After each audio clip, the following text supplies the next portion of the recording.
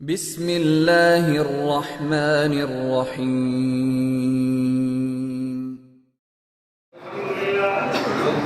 الحمدللہ وکفى وسلام علی عباده الذین اصطفى اما بعد قال اللہ تبارک وتعالی صدق محمد صدق اللہ العظیم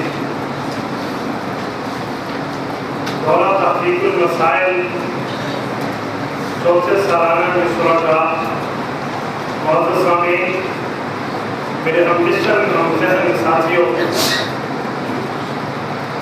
میں آپ حضرات کی خدمت میں استاد المکرم سیدی و سندی و مرشدی حضرت مولانا متکلم اسلام محمد ریاض محمد دام سیودوں کے حکم پر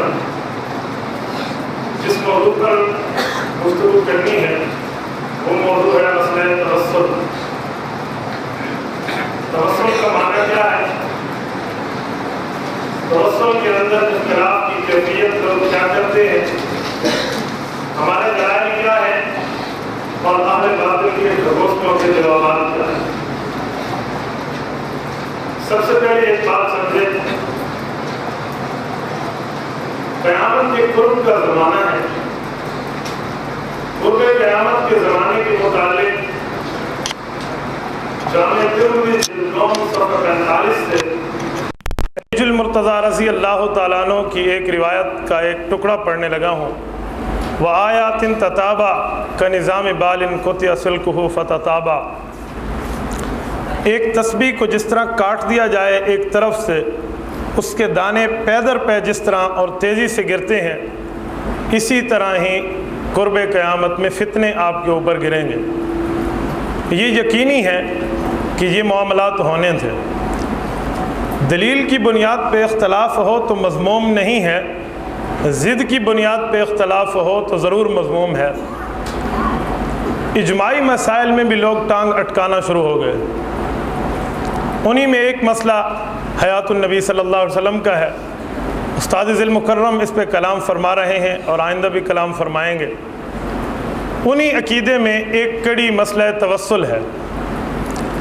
میرے بھائیو، توسل کا لغوی معنی ما یتقرب بہ الشیء یا ما یتوسل الی الشیء، ذریعے کا نام ہے، کسی چیز تک ذریعہ، کسی چیز تک واسطہ، لغوی معنی۔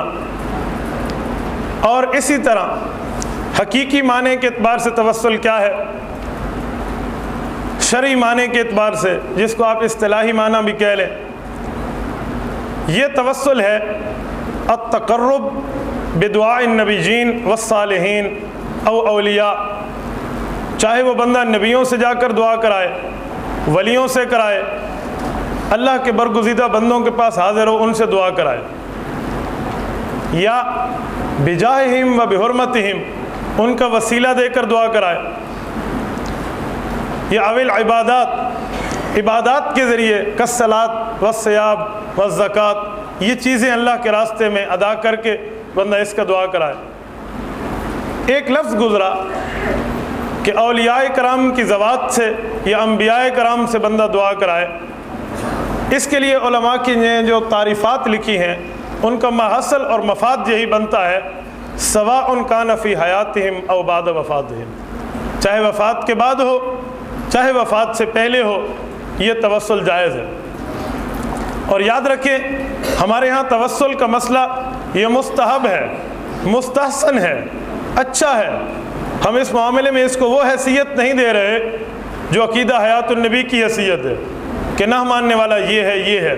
ہم نے مستحسن کی حد تک کہا یہ ایک فقہی مسئلہ ہے، اور آپ سمجھتے ہیں جن دلائل سے فقہی مسئلہ حاصل ہوتا ہے انہی دلائل سے یہ حاصل ہو جائے گا۔ ہمیں اس پہ لب کشائی کیوں کرنی پڑتی ہے؟ اس پہ آپ حضرات کو یوں بلا کے مجمع بٹھا کے گفتگو کیوں کرنی پڑتی ہے، جبکہ ایک جائز مستحسن چیز ہے؟ اس کی وجہ مخالف کا ضد اور عناد ہے۔ اہل بدعت ہمیں اس معاملے تک پہنچا رہے ہیں کہ ہمیں مجمع لگا کر یوں ان کا رد اور اپنا مسلک پڑھانا پڑتا ہے۔ اہل باطل میں اس مسئلے میں بنیادی طور پہ جو ہمارے مد مقابل ہیں وہ غیر مقلدین ہیں اور مماتی ہیں۔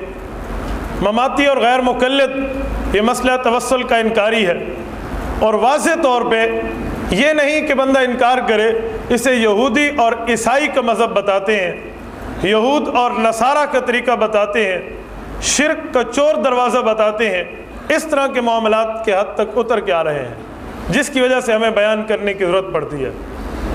میں ایک بات کہوں کہ اگر یہ اہل بدعت یوں اعتراض نہ کرتے نا تو شاید مسلک حقہ کے دلائل اس انداز میں جمع نہ ہو سکتے جتنے آج ہوئے ہیں۔ آپ علماء طلباء ہیں، جانتے ہیں وَبِضِدِّهَا تَتَبَيَّنُ الْأَشْيَاءُ، اگر رات نہ ہوتی نا تو دن کی قدر نہ کی جاتی، گرمی نہ ہوتی تو سردی کو اچھا کوئی نہ کہتا۔ اسی طرح مرزائی اگر عقیدہ ختم نبوت کا انکار نہ کرتا تو جس طرح عقیدہ ختم نبوت پہ دلائل اکٹھے ہیں شاید اتنے دلائل اکٹھے نہ ہو سکتے۔ رافضی عظمت صحابہ کا انکار نہ کرتا، عظمت صحابہ کے لیے جتنے دلائل اکٹھے ہیں وہ شاید اتنے اکٹھے نہ ہو سکتے۔ اسی طرح عقیدہ حیات کا معاملہ ہے، تقلید کا ہے، جتنے چلتے چلے جائیں یہ اٹھے ہیں تو اس حد تک دلائل جمع ہوئے ہیں۔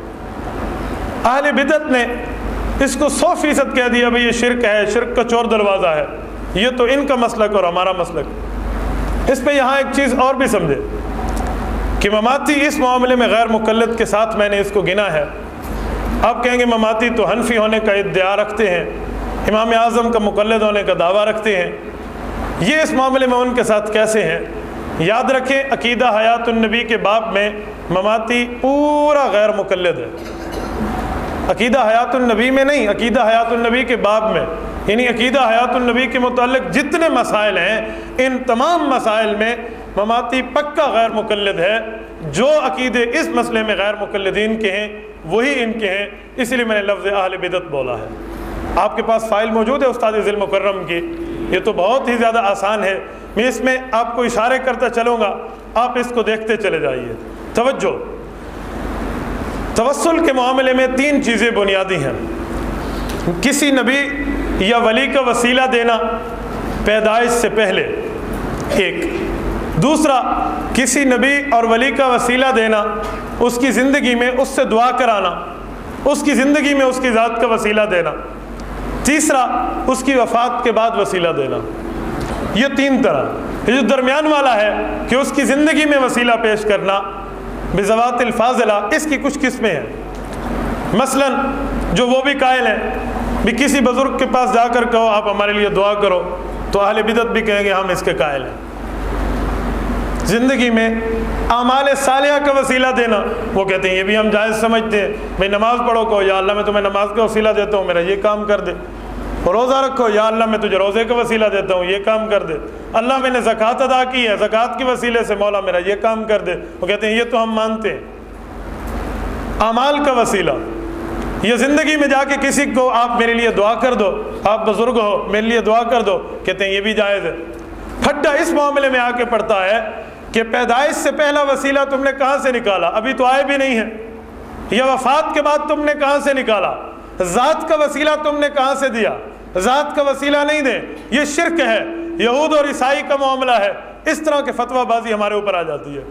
ہم بنیادی طور پہ ایک بات کہیں گے، اعمال صالحہ کا وسیلہ تم بھی مانتے ہو، ذات کے وسیلے کا انکار کرتے ہیں، چاہے وہ پیدائش سے پہلے ہو پیدائش کے بعد ہو، نبی اور ولی کے لیے۔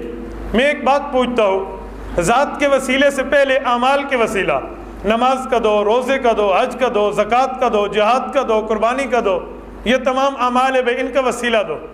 میں پوچھوں گا نماز تمہیں اللہ نے آ کے خود دی ہے، اور روزہ تمہیں اللہ نے آ کے خود دیا ہے، زکوٰۃ تمہارے اوپر اتری ہے، قربانی کا حکم تم پر آیا ہے، جہاد کے مسائل تمہیں بتائے گئے ہیں، کہیں گے نہ حضور پاک علیہ الصلوۃ والسلام کے واسطے سے پتہ چلے ہیں، تو میں کہوں گا ان اعمال کا وسیلہ بھی تو حضور کی ذات ہے نا، ان اعمال کا وسیلہ بھی تو حضور کی ذات ہے۔ حضور پاک کی ذات کو نعوذ باللہ نکال دیا جائے تو یہ اعمال بھی تم تک نہیں پہنچتے۔ جب ان اعمال کا وسیلہ حضور کی ذات ہے تو پھر حضور پاک کی ذات کا وسیلہ ڈائریکٹ کیسے ناجائز بنتا ہے؟ ایک بات اور یاد رکھیں،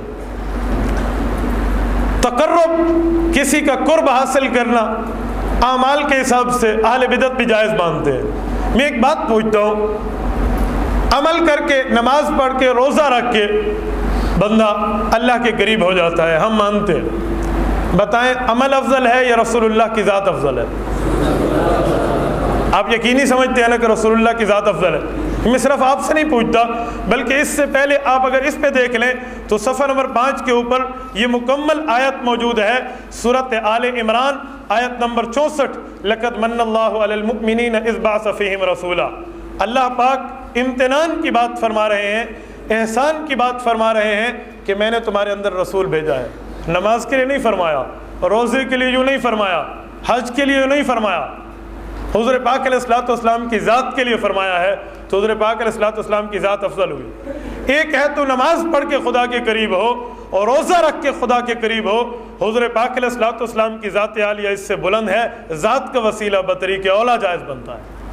اچھا ایک چیز اور بھی یاد رکھیں، حضور پاک علیہ الصلوۃ والسلام کی ذات کے بارے میں ایک بات کہوں، بندہ عمل کرتا ہے، عمل کا وسیلہ پیش کرتا ہوں، عمل کا وسیلہ اور حضور کی ذات کا وسیلہ، اگر ان دونوں کا کمپٹیشن مقابلہ کیا جائے، حضور پاک کی ذات کا وسیلہ افضل نکلے گا۔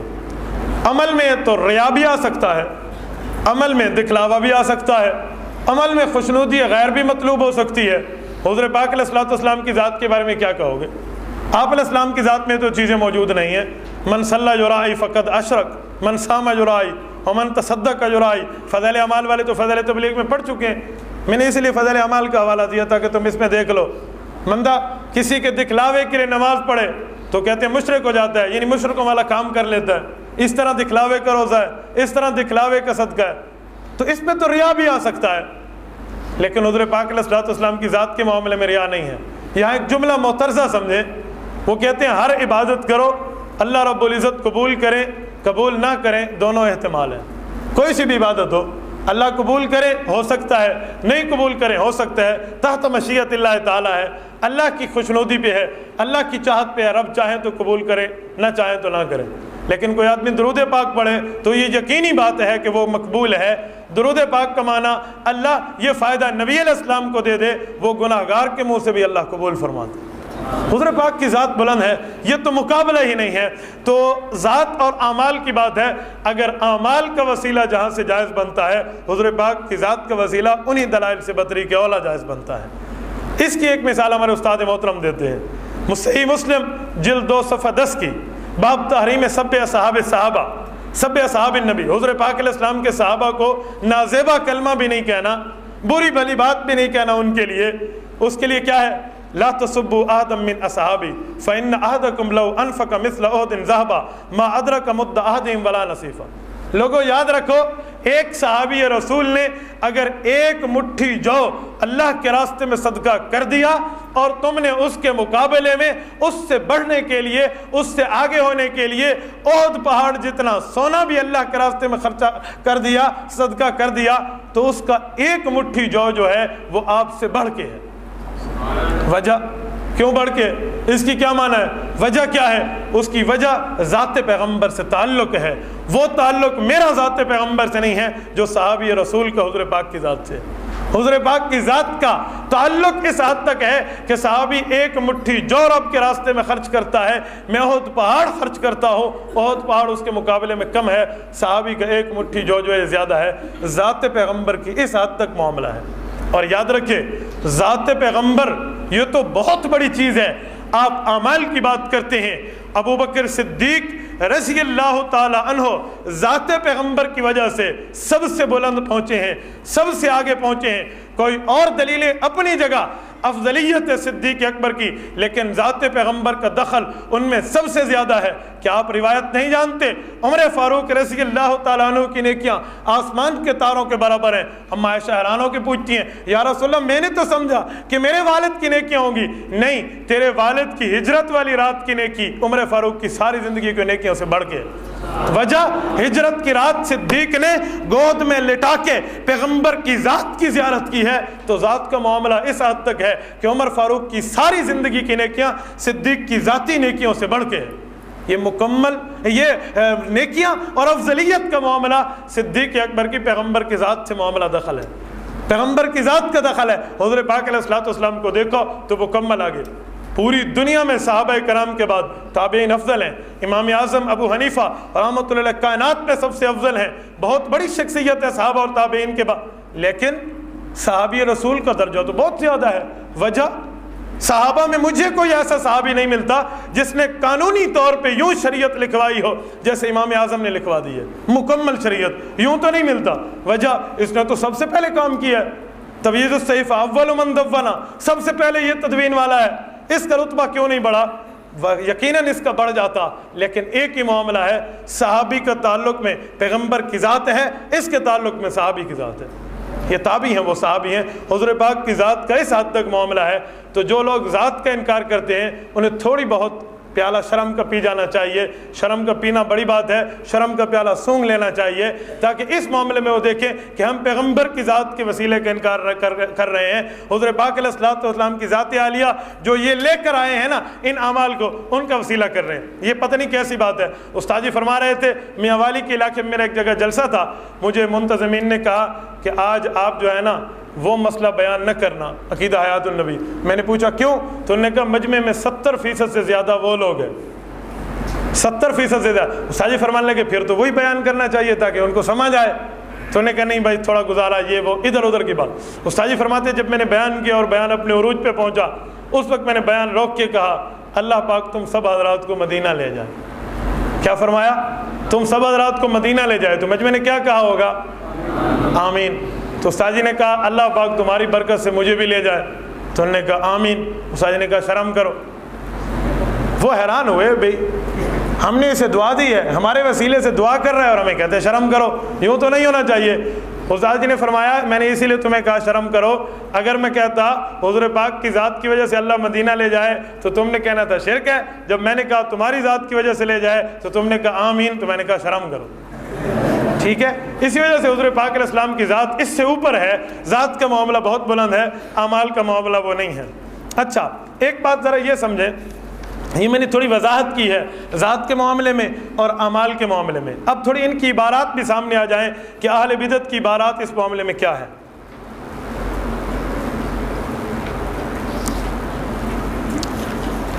صفحہ نمبر 2، صفحہ نمبر 3 بلکہ، مذہب اہل بدعت موجودہ دور کے غیر مقلدین اور مماتی حضرات نے انہیں کیا کہا ہے۔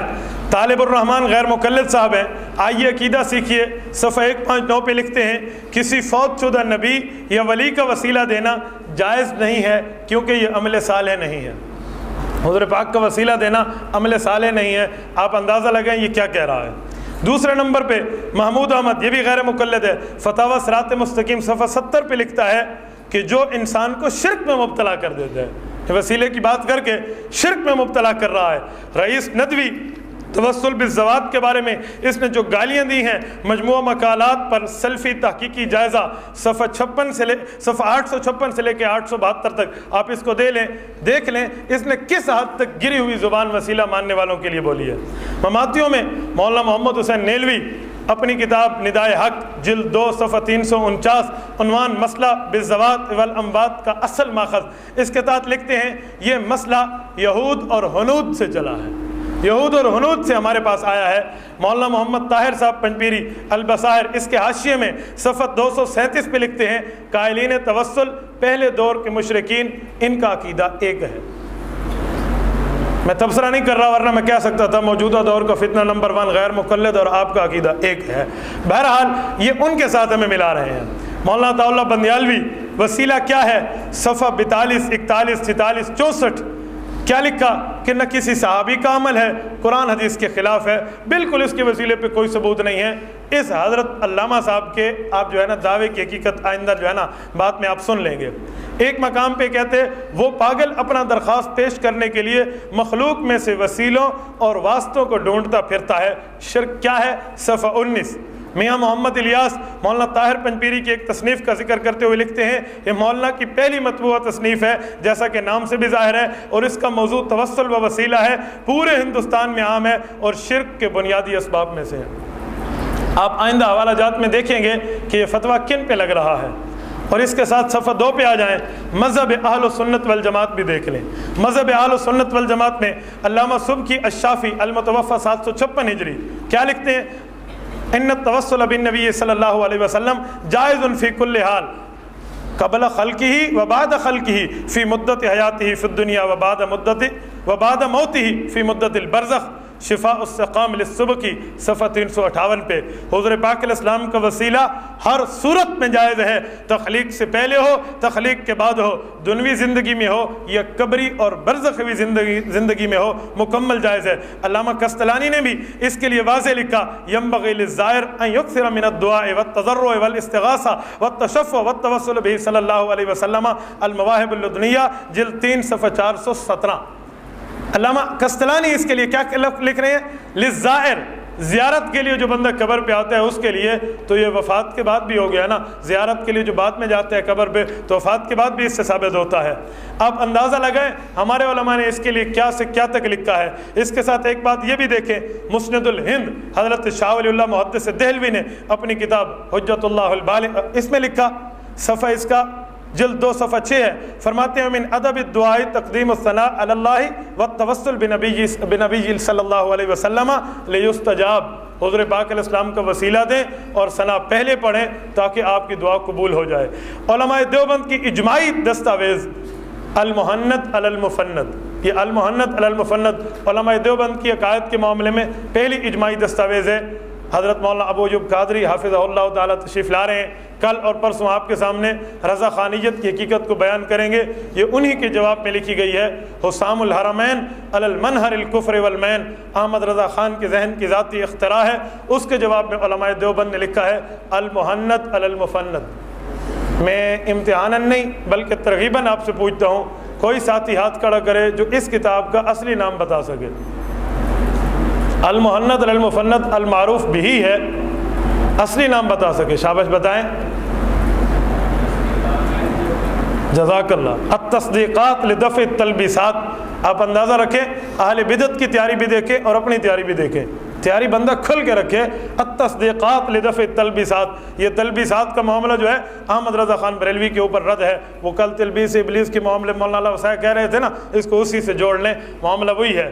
المحنت علی المفند، درمیان میں ایک چھوٹی سی بات کرتا جاؤں، اس دن ایک غیر مقلد نے تانا دیتے ہوئے المحنت پہ کہا تسی مہندی چائے پھر دے ہو۔ میں نے کہا یار لفظ محنت کی توہین نہ کرنا۔ کہتے کیوں؟ میں نے کہا تمہارے ابا محترم مولانا صفی الرحمن مبارک پوری نے یہ الرحیق المختوم میں لفظ محنت کو حضور پاک کے ناموں میں ایک نام شمار کیا ہے، وَمُحَنَّدٌ مِّن سَيْفِ اللَّهِ الْمَسْلُولِ۔ تو اپنے ابا جی کو دیکھ لے، اپنے گھر کی خبر لے، بعد میں اس معاملے پہ اعتراض کرنا۔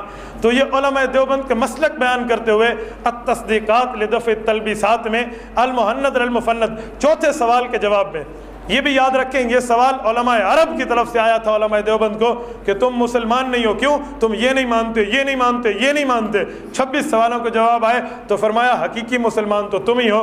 علماء عرب کا سوال تھا الثالث والرابع هل الرجل ان يتوسل في دعواته بالنبي صلی اللہ علیہ وسلم بعد الوفات ام لا، حضور پاک کا وسیلہ وفات کے بعد دینا جائز ہے یا نہیں، یا دوسرے حضرات کا بالسلف الصالحین کا کہا ان کا دینا جائز ہے یا نہیں۔ ہمارے علماء نے جواب دیا عندنا و عند مشائخنا، ہمارا اور ہمارے بزرگوں کا طریقہ کیا ہے؟ یجوز التوسل فی الدعوات بالانبیاء والصالحین من الاولیاء والشہداء والصادقین فی حیاتہم و بعد وفاتہم، المحنت علی المفند صفحہ 36 صفحہ 37، یہ جائز ہے ہمارے علماء کے ہاں۔ ہمارے اور ہمارے مشائخ کا طریقہ بھی یہی ہے، ہمارے اور ہمارے مشائخ کا۔ مجھے ایک آدمی کہنے لگا تمہارے مولویوں نے ہمارے اور ہمارے مشائخ کا طریقہ کہا ہے، کوئی اور دلیل تو نہیں دی، یہ دلیل تو دیوبند والوں نے نکالی ہے۔ میں نے کہا بابا جھوٹ ہے، اگر بخاری پڑھی ہے تو تجھے اس بات سے تعلق اور واسطہ اور علم ہونا چاہیے کہ امام بخاری حدیث بعد میں لاتے ہیں، ترجمۃ الباب میں اکابر کی بات کو پہلے لاتے ہیں۔ صافہ حماد بن زید بیدیہ ابن المب، یہ پورے پہلے اکابر کی بات لائے، پھر عبداللہ بن مسعود کی حدیث لائے ہیں علمنی التشہد رسول اللہ صلی اللہ علیہ وسلم وکفی بین کفیہ، حدیث بعد میں اکابر کے عمل کو پہلے مسلک کو پیش کرنا، یہ انہی کا طریقہ ہے جن کا تم نام لیتے ہو۔ ہمارے علماء نے یہ لکھ کے دیا۔ اچھا اس پہ ایک یاد رکھیں، یہ میں نے اجماعی دستاویز کا لفظ بولا ہے، اجماعی دستاویز کا کیا معنی؟ حضرت مولانا زکریا کاندلوی رحمۃ اللہ علیہ کے شیخ اور مرشد حضرت مولانا خلیل احمد سہارنپوری رحمۃ اللہ علیہ نے اپنے ہاتھ سے لکھی ہے شیخ الہند نے اس پہ دستخط کیے ہیں، حکیم الامت نے اس پہ دستخط کیے ہیں، مفتی عزیز الرحمان نے اس پہ دستخط کیے ہیں، مولانا مفتی کفایت اللہ رحمہ اللہ نے اس پہ دستخط کیے ہیں، حاجی عبدالوہاب صاحب کے پیر نے حضرت عبد الرحیم رائے پوری نے اس پہ دستخط کیے ہیں۔ یہ سارے علماء کے تصدیقی دستخط موجود ہیں۔ حضرت نانوتوی کے بیٹے مولانا احمد نانوتوی کے دستخط ہیں جو حضرت قاری طیب صاحب کے والد ہیں۔ ان تمام علماء نے دستخط کر کے یہ عقیدہ ایشو کیا ہے، اسی لیے میں نے اجماعی دستاویز کا لفظ بولا ہے۔ یہ تمام علماء دیوبند کا اتفاقی مسئلہ ہے۔ آج کل بعض لوگ کہتے ہیں نا، آج بھی مجھے ایک مواتی نے میسج کیا، پھر اس کے بعد کال کہ مولانا آپ کہتے ہو المحنت پہ دستخط کر لو، المحنت پہ فتاوی دارالعلوم دیوبند پہ دستخط کر لو جہاں لکھا ہوا ہے نص قطعی ہے، انک لا تسمع الموتى، نص قطعی ہے۔ میں نے کہا بابا میں تو نص قطعی جانتا ہوں، قطعی الدلالت ہے یا قطعی الثبوت ہے، یہ تو نہیں لکھا ہوا۔ قطعی کی بھی دو قسمیں اہل علم جانتے ہیں، نص قطعی تو قرآن کی ہر آیت ہے۔ یہ تو نے کہاں سے نکالا بھائی یہ آیت نص قطعی ہے؟ میں تو اس کے ساتھ ملا کے 6665 اور آیتوں کو بھی نص قطعی مانتا ہوں، تو ایک کی بات کرتا ہے۔ فتاوی دارالعلوم دیوبند پہ دستخط کراتے ہو، وہاں صرف مفتی عزیز الرحمان صاحب کی رائے مبارکہ لکھی ہوئی ہے، اس پہ دستخط کر جو حضرت مولانا عزیز الرحمان کے ساتھ سارے علماء دیوبند کا اجماعی موقف ہے، اس پہ بات نہیں کرتے۔ اچھا یہ ہمارے حضرات کا طریقہ ہے۔ اچھا پھر اس پہ یہ بھی یاد رکھیں، حکیم الامت حضرت تھانوی رحمہ اللہ نے بوادر النوادر، زندگی کی آخری تالیف ہے حضرت کی، زندگی کی آخری پہلی زندگی کی تالیف حضرت تھانوی کی نشر الطیب ہے اور آخری بوادر النوادر ہے، اس میں بھی حیات اور توسل کی بات ہے، اس میں بھی عقیدہ حیات اور توسل کی بات ہے۔ والثالث دعا اللہ ببرکت ھذا المخلوق المقبول وقد جوزہ الجمہور، امت کا اکثر طبقہ وسیلے کا قائل ہے، وقت جوزہ الجمہور، امت کا اکثر طبقہ وسیلے کا قائل ہے۔ حکیم الامت حضرت تھانوی کا نام لیتے ہیں، پھر میں کہوں گا شرم کا پیالہ سونگنا چاہیے۔ حضرت تھانوی رحمۃ اللہ علیہ نے اس حد تک یہ معاملہ بتایا ہے، یہ مذہب اہل سنت والجماعت تھا، وہ مذہب اہل بدعت والضلالہ تھا۔ دونوں مذہب کی تبیین اور اس کی حقیقت کے واضح ہونے کے بعد ذرا اس کے دلائل کی طرف چلتے ہیں کہ دلائل کا معاملہ کیسے ہے اور کیسے نہیں ہے۔ مثلاً سب سے پہلے کتاب اللہ ہے، تو قرآن کریم سے اس مسئلے پہ پہلی دلیل آپ کے سامنے موجود ہے، آپ دیکھیں سورۃ بقرہ آیت نمبر 89، وَكَانُوا مِن قَبْلُ يَسْتَفْتِحُونَ عَلَى الَّذِينَ كَفَرُوا، یہ قرآن کریم کی آیت کا ٹکڑا ہے۔ حضور پاک علیہ السلام کی پیدائش سے پہلے پہلی امتوں کے لوگ حضور پاک علیہ السلام کا وسیلہ دے کر اللہ سے مانگا کرتے تھے۔ اس کی تشریح میں اور نہیں تو علامہ محمود آلوسی رحمۃ اللہ تعالیٰ علیہ کو دیکھ لیں، صفحہ 6 کے اوپر ان کا حوالہ موجود ہے۔ اللہم انا نسألک بحق نبیک الذی وعدتنا ان تبعثہ فی آخر الزمان ان تنصرنا اليوم علی عدونا، روح المعانی جلد 1 صفحہ 320۔ حضرت علامہ آلوسی نے کیا فرمایا کہ یہ لوگ یہی کہا کرتے تھے، اللہ ہم تم سے اس نبی کے واسطے اور طفیل سے دعا مانگتے ہیں جو آپ نے آخری وقت میں اس کو جو ہے بھیجنا ہے، حضور پاک علیہ السلام کے واسطے اور وسیلے سے ہمیں اپنے دشمن کے خلاف مدد عطا فرما، تو ان کی مدد ہو جاتی تھی۔ روح المعانی مفتی بغداد کی کتاب ہے، مفتی بغداد علامہ محمود آلوسی رحمۃ اللہ تعالیٰ علیہ کی بات ہے۔ اس دن مجھے ایک نے کہا نعمان آلوسی کو نہیں مانتے، ان کا بیٹا ہے الآیات البینات میں وہ اس عقیدے کا رد کرتا ہے۔ میں نے کہا الآیات البینات، نعمان آلوسی غیر مقلد تھا، تمہیں یہ بھی پتہ ہونا چاہیے، میں نے والد حنفی کو پیش کیا ہے تو غیر مقلد کو پیش کر رہا ہے، یہ اور بات ہے۔ مجھے کہتے ہیں حنفی کا بیٹا غیر مقلد، میں نے کہا قرآن پاک کو دیکھ لے، انہ عمل غیر صالح، یہ معاملہ تو نوح علیہ السلام کے وقت سے چل رہا ہے، ضروری نہیں ہے میں والد کو پیش کر رہا ہوں تو بیٹے کو پیش کر رہا ہے، وہ بھی حنفی نہیں ہے۔ یہ علامہ محمود آلوسی اور ہیں، نعمان آلوسی اور ہے۔ نعمان آلوسی کے معاملے کا نام لے کے محمود آلوسی کے معاملے پہ مت کرو۔ اچھا اس دن پھر ایک بندے نے کہا کہ یہ جو معاملہ ہے وقد کرہ الجمہور من الفقہاء، جمہور فقہا جو ہیں اس وسیلے کو جو ہے نا ناپسند کرتے ہیں، تو یہ نہیں ہونا چاہیے۔ علامہ آلوسی نے لکھا ہے، میں نے کہا لکھا ہے، لیکن آگے جا کر بھی دیکھ وہ اس وسیلے کا رد کرتے ہیں جس میں کسی سے مانگا جائے تو بالذات سمجھ کے مانگا جائے۔ میں حضور پاک علیہ السلام کا وسیلہ دے کے یوں سمجھ رہا ہوں حضور دے رہے ہیں، حالانکہ یوں نہیں ہے۔ میں نے وسیلے کا معنی کیا ہے ما یتقرب بہ الشیء، جس سے کسی چیز کا ذریعہ بنایا جائے، ہم اللہ کی طرف ذریعہ بتا رہے ہیں، حضور پاک سے ڈائریکٹ نہیں مانگ رہے۔ ورنہ علامہ آلوسی کی بات کو دیکھنا ہے تو حوالہ آپ نوٹ کر لیں، یہ روح المعانی جلد 2 صفحہ 126 صفحہ 127 ہے۔ علامہ آلوسی نے یہ توسل جائز مانا ہے جس کو ہم پیش کر رہے ہیں، فرماتے ہیں انی لا ارى بأسا فی التوسل الی اللہ تعالی بجاہ النبی صلی اللہ علیہ وسلم، التوسل بجاہ غیر النبی لا بأس به ایضا۔ حضور پاک علیہ الصلوۃ والسلام کا وسیلہ دینا، اس وسیلے کو میں جائز مانتا ہوں۔ حضور پاک کے وسیلے کے ساتھ ساتھ بھی باقیوں کا وسیلہ دینا فرمائے یہ بھی جائز ہے۔ جلد 2 صفحہ 127 پہ آپ نے نوٹ کرنا ہے تو پھر بھی لکھ لیں کہ انی لا ارى بأسا فی التوسل الی اللہ تعالی بجاہ النبی کریم صلی اللہ علیہ وسلم۔ اور دوسری جگہ چند لائنوں کے بعد فرماتے ہیں التوسل بجاہ غیر النبی لا باس بہ ایضا، یہ بھی صالحین کا اور بزرگوں کا وسیلہ دینا یہ بھی اسی طرح جائز ہے۔ حضرت مولانا محمود علوسی رحمۃ اللہ تعالیٰ علیہ نے اس حدیث کی اس آیت کی شرح میں یہاں تک یہی بات فرما دی۔ یہ جو لوگ ہیں، اچھا اس پہ یہ جو لوگ تھے جو وسیلہ حضور پاک علیہ الصلوۃ والسلام کا مانگا کرتے تھے، میں نے روح المعانی بھی پیش کر دی۔ اس کے ساتھ ساتھ اگر دیکھنا ہو تو شیخ ابو محمد عبد الحق حقانی کی تفسیر حقانی میں دیکھ لو، تفسیر حقانی کا بڑا نام لیتے ہیں، عقائد الاسلام، عقائد الاسلام۔ حضرت حقانی نے یوں لکھا ہے، حضرت حقانی نے یوں لکھا ہے۔ میں نے ایک بندے سے کہا حضرت حقانی سچے آدمی تھے؟ آپ ان سے کب پوچھے حضرت حقانی سچے آدمی تھے؟ ان کی زبان گنگ ہو جائے گی، تو میں نہیں کہیں گے حضرت حقانی سچے آدمی تھے۔ ہماتی یا غیر مقلد کسی کتاب کا حوالہ پیش کرے، میں کھلے لفظوں میں کہتا ہوں ان کو کوئی اس کتاب والے پہ اگر سننی ہے تو دستخط کر، سچا آدمی ہے، کبھی بھی نہیں مانیں گے۔ یہ ایک جگہ مانتے ہیں، دوسری جگہ اس مولوی کا انکار کر دیتے ہیں۔ تو وہ نہیں بتا رہا تھا سچا آدمی ہے، 4 بندے ساتھ بیٹھتے اسے کہنے لگے بابا جس کتاب کو تو نے پیش کیا ہے مجھ سے پوچھ رہے ہیں بتا یہ بندہ سچا ہے؟ تو آخر اسے باطل ناخواستہ کہنا پڑا ہاں حضرت حقانی سچے ہیں اگر قرآن کے مطابق بات کریں تو۔ چل لے اگر قرآن میں پھر ایک قدم آگے بڑھا، ہم پیچھے نہیں ہوتے، چھوٹا دل نہیں۔ استاد جی فرماتے ہیں نا ریورس گیئر نہیں لگانا۔ ریورس گیئر کیا ہے؟ ہم تو چھٹے کے آگے 7واں ہوتا تو وہ بھی لگا لیتے۔ میں نے اسے کہا اچھا یہ بتا حضرت حقانی قرآن کے خلاف بھی باتیں کرتے تھے؟ قرآن کے خلاف بھی کرتے تھے؟ اگر کہتا ہاں تو میں کہتا ہوں اس کافر کو پیش کیوں کرتا ہے، اگر کہتے ہیں نہیں تو میں کہتا یہ قید لگانے کی ضرورت کیا ہے؟ تو اس نے نہیں کہا، کہتے ہیں نہیں حضرت حقانی سچے آدمی تھے۔ تو میں نے کہا حضرت حقانی کو تفسیر حقانی میں جا کے دیکھ لے، فتح المنان اس تفسیر کا اصلی نام ہے، اس میں جا کے دیکھ لے۔ فَإِنَّكَ لَا تُسْمِعُ الْمَوْتَىٰ کی آیت کے تحت لکھتے ہیں جو آدمی کہتا ہے کہ مردے کا نہ سننا اس سے ثابت ہے 100% غلط ہے، عدم سماع موتیٰ پہ دلیل بن ہی نہیں سکتی۔ حضرت حقانی کو یہاں بھی مان لینا، نہیں وہ تو فلاں ہے فلاں ہے۔ میں نے کہا اچھا وہاں ہے تو یہاں بھی دیکھ لو۔ حضرت حقانی کا بڑا نام لیتے ہیں، لیکن جب ہم حضرت حقانی کا حوالہ پیش کریں نا یہ کبھی بھی نہیں کرتے۔ میں چھوٹی سی اس پہ آپ کو ایک کارگزاری سناؤں۔ رات ساتھی کہہ رہے تھے کچھ کارگزاریاں، میں نے کہا یار اس سے اگر فراغت ملے گی تو کارگزاریاں۔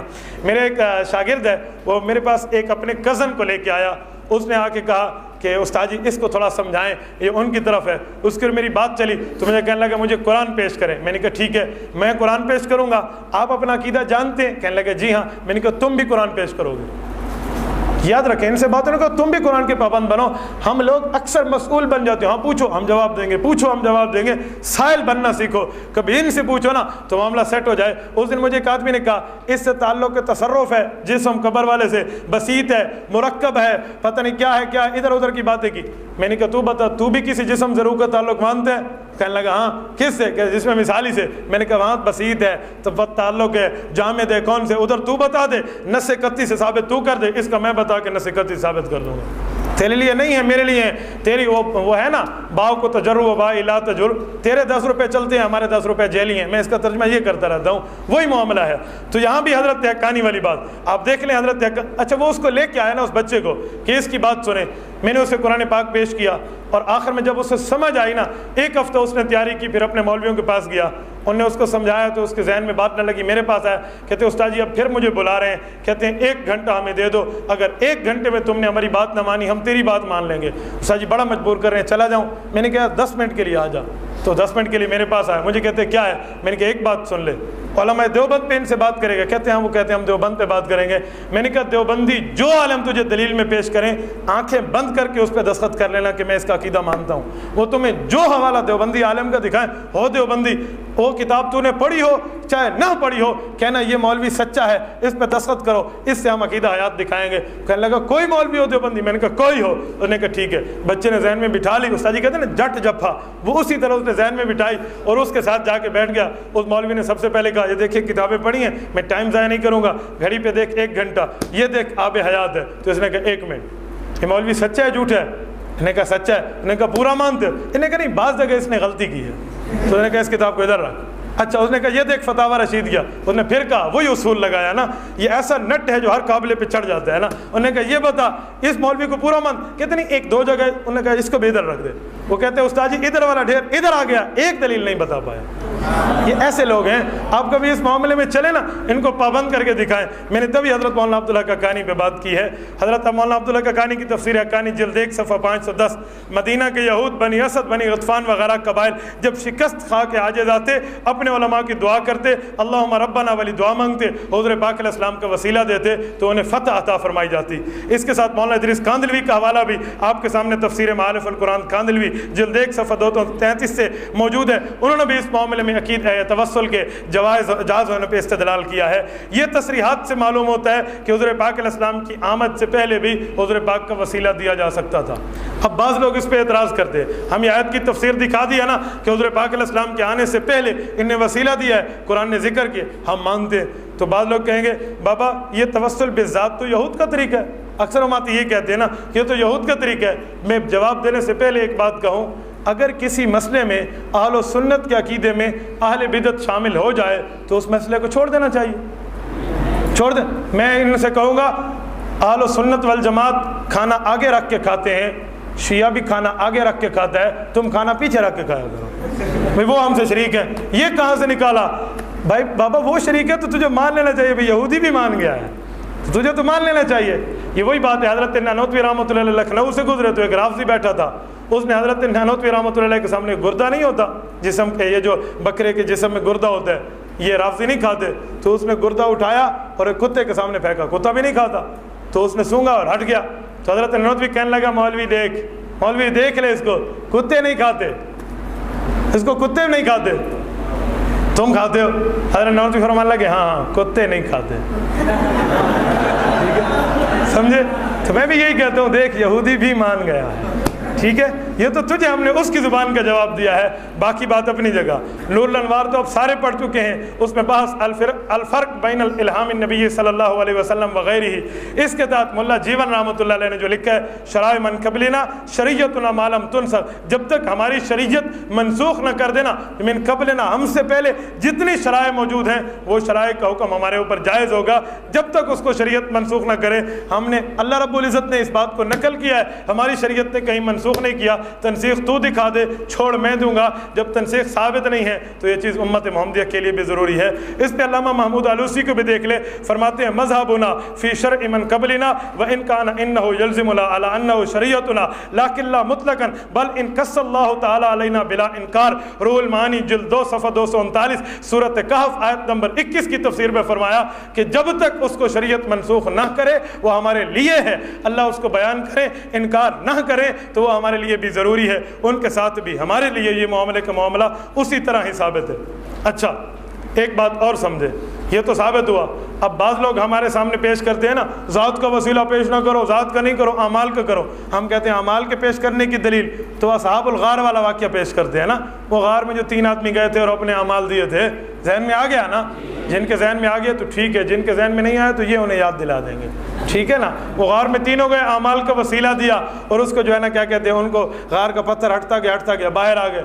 تو میں نے کہا یہ بھی تو بنی اسرائیل کا واقعہ ہے نا، تو اعمال کے معاملے میں یہودیوں سے استدلال کر تو جناب قبلہ پہ کوئی اعتراض نہیں ہے، اور ہمارے اعمال نامے میں استدلال کریں تو ایک ہی میں ہی بیچارہ ٹھہرا ہوں۔ سبھی مجھ سے کہتے ہیں کہ رکھ نیچی نگاہ اپنے معاملے کو نہیں دیکھتے، یہ ذہن میں رکھیں، اس لیے وہاں سے یہ استدلال کریں تو ان کے ہاں جائز بنتا ہے، ہم استدلال کریں تو بطریق اولا جائز بنتا ہے۔ توسل کے مسئلے پہ دوسری دلیل قرآن کریم سورۃ النساء آیت نمبر 64، وَلَوْ أَنَّهُمْ إِذْ ظَلَمُوا أَنفُسَهُمْ جَاءُوكَ فَاسْتَغْفَرُوا اللَّهَ وَاسْتَغْفَرَ لَهُمُ الرَّسُولُ لَوَجَدُوا اللَّهَ تَوَّابًا رَحِيمًا۔ اس آیت کریمہ میں اللہ پاک نے 3 باتیں کی ہیں، توجہ کریں، 3 باتیں بیان فرمائی۔ پہلی بات، گناہگار آدمی گناہ کرنے کے بعد توبہ کرے، ایک بات۔ دوسری بات، حضور پاک علیہ السلام کے پاس آئے اور حضور پاک سے بھی معافی کی درخواست کرے، اور تیسری بات، اللہ پاک ایسے آدمی کو معاف کر دیں گے۔ خود گناہ کر رہا ہے، گناہ کے بعد احساس ہوا، توبہ کی، حضور کے پاس آ کے حضور سے بھی گناہوں کے استغفار کا کہا، اللہ پاک اسے معاف کر دیں گے۔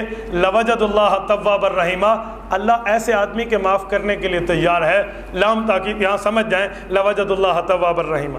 اچھا یہ آیت ہے، اس آیت کریمہ کے تحت جتنی باتیں بھی پیش کریں نا، اس میں ایک دو باتیں آپ یاد رکھیں، اس کو وسیلے کے اوپر ہمارے علماء نے شروع سے فٹ کیا ہے، آج تک یہ آ رہا ہے۔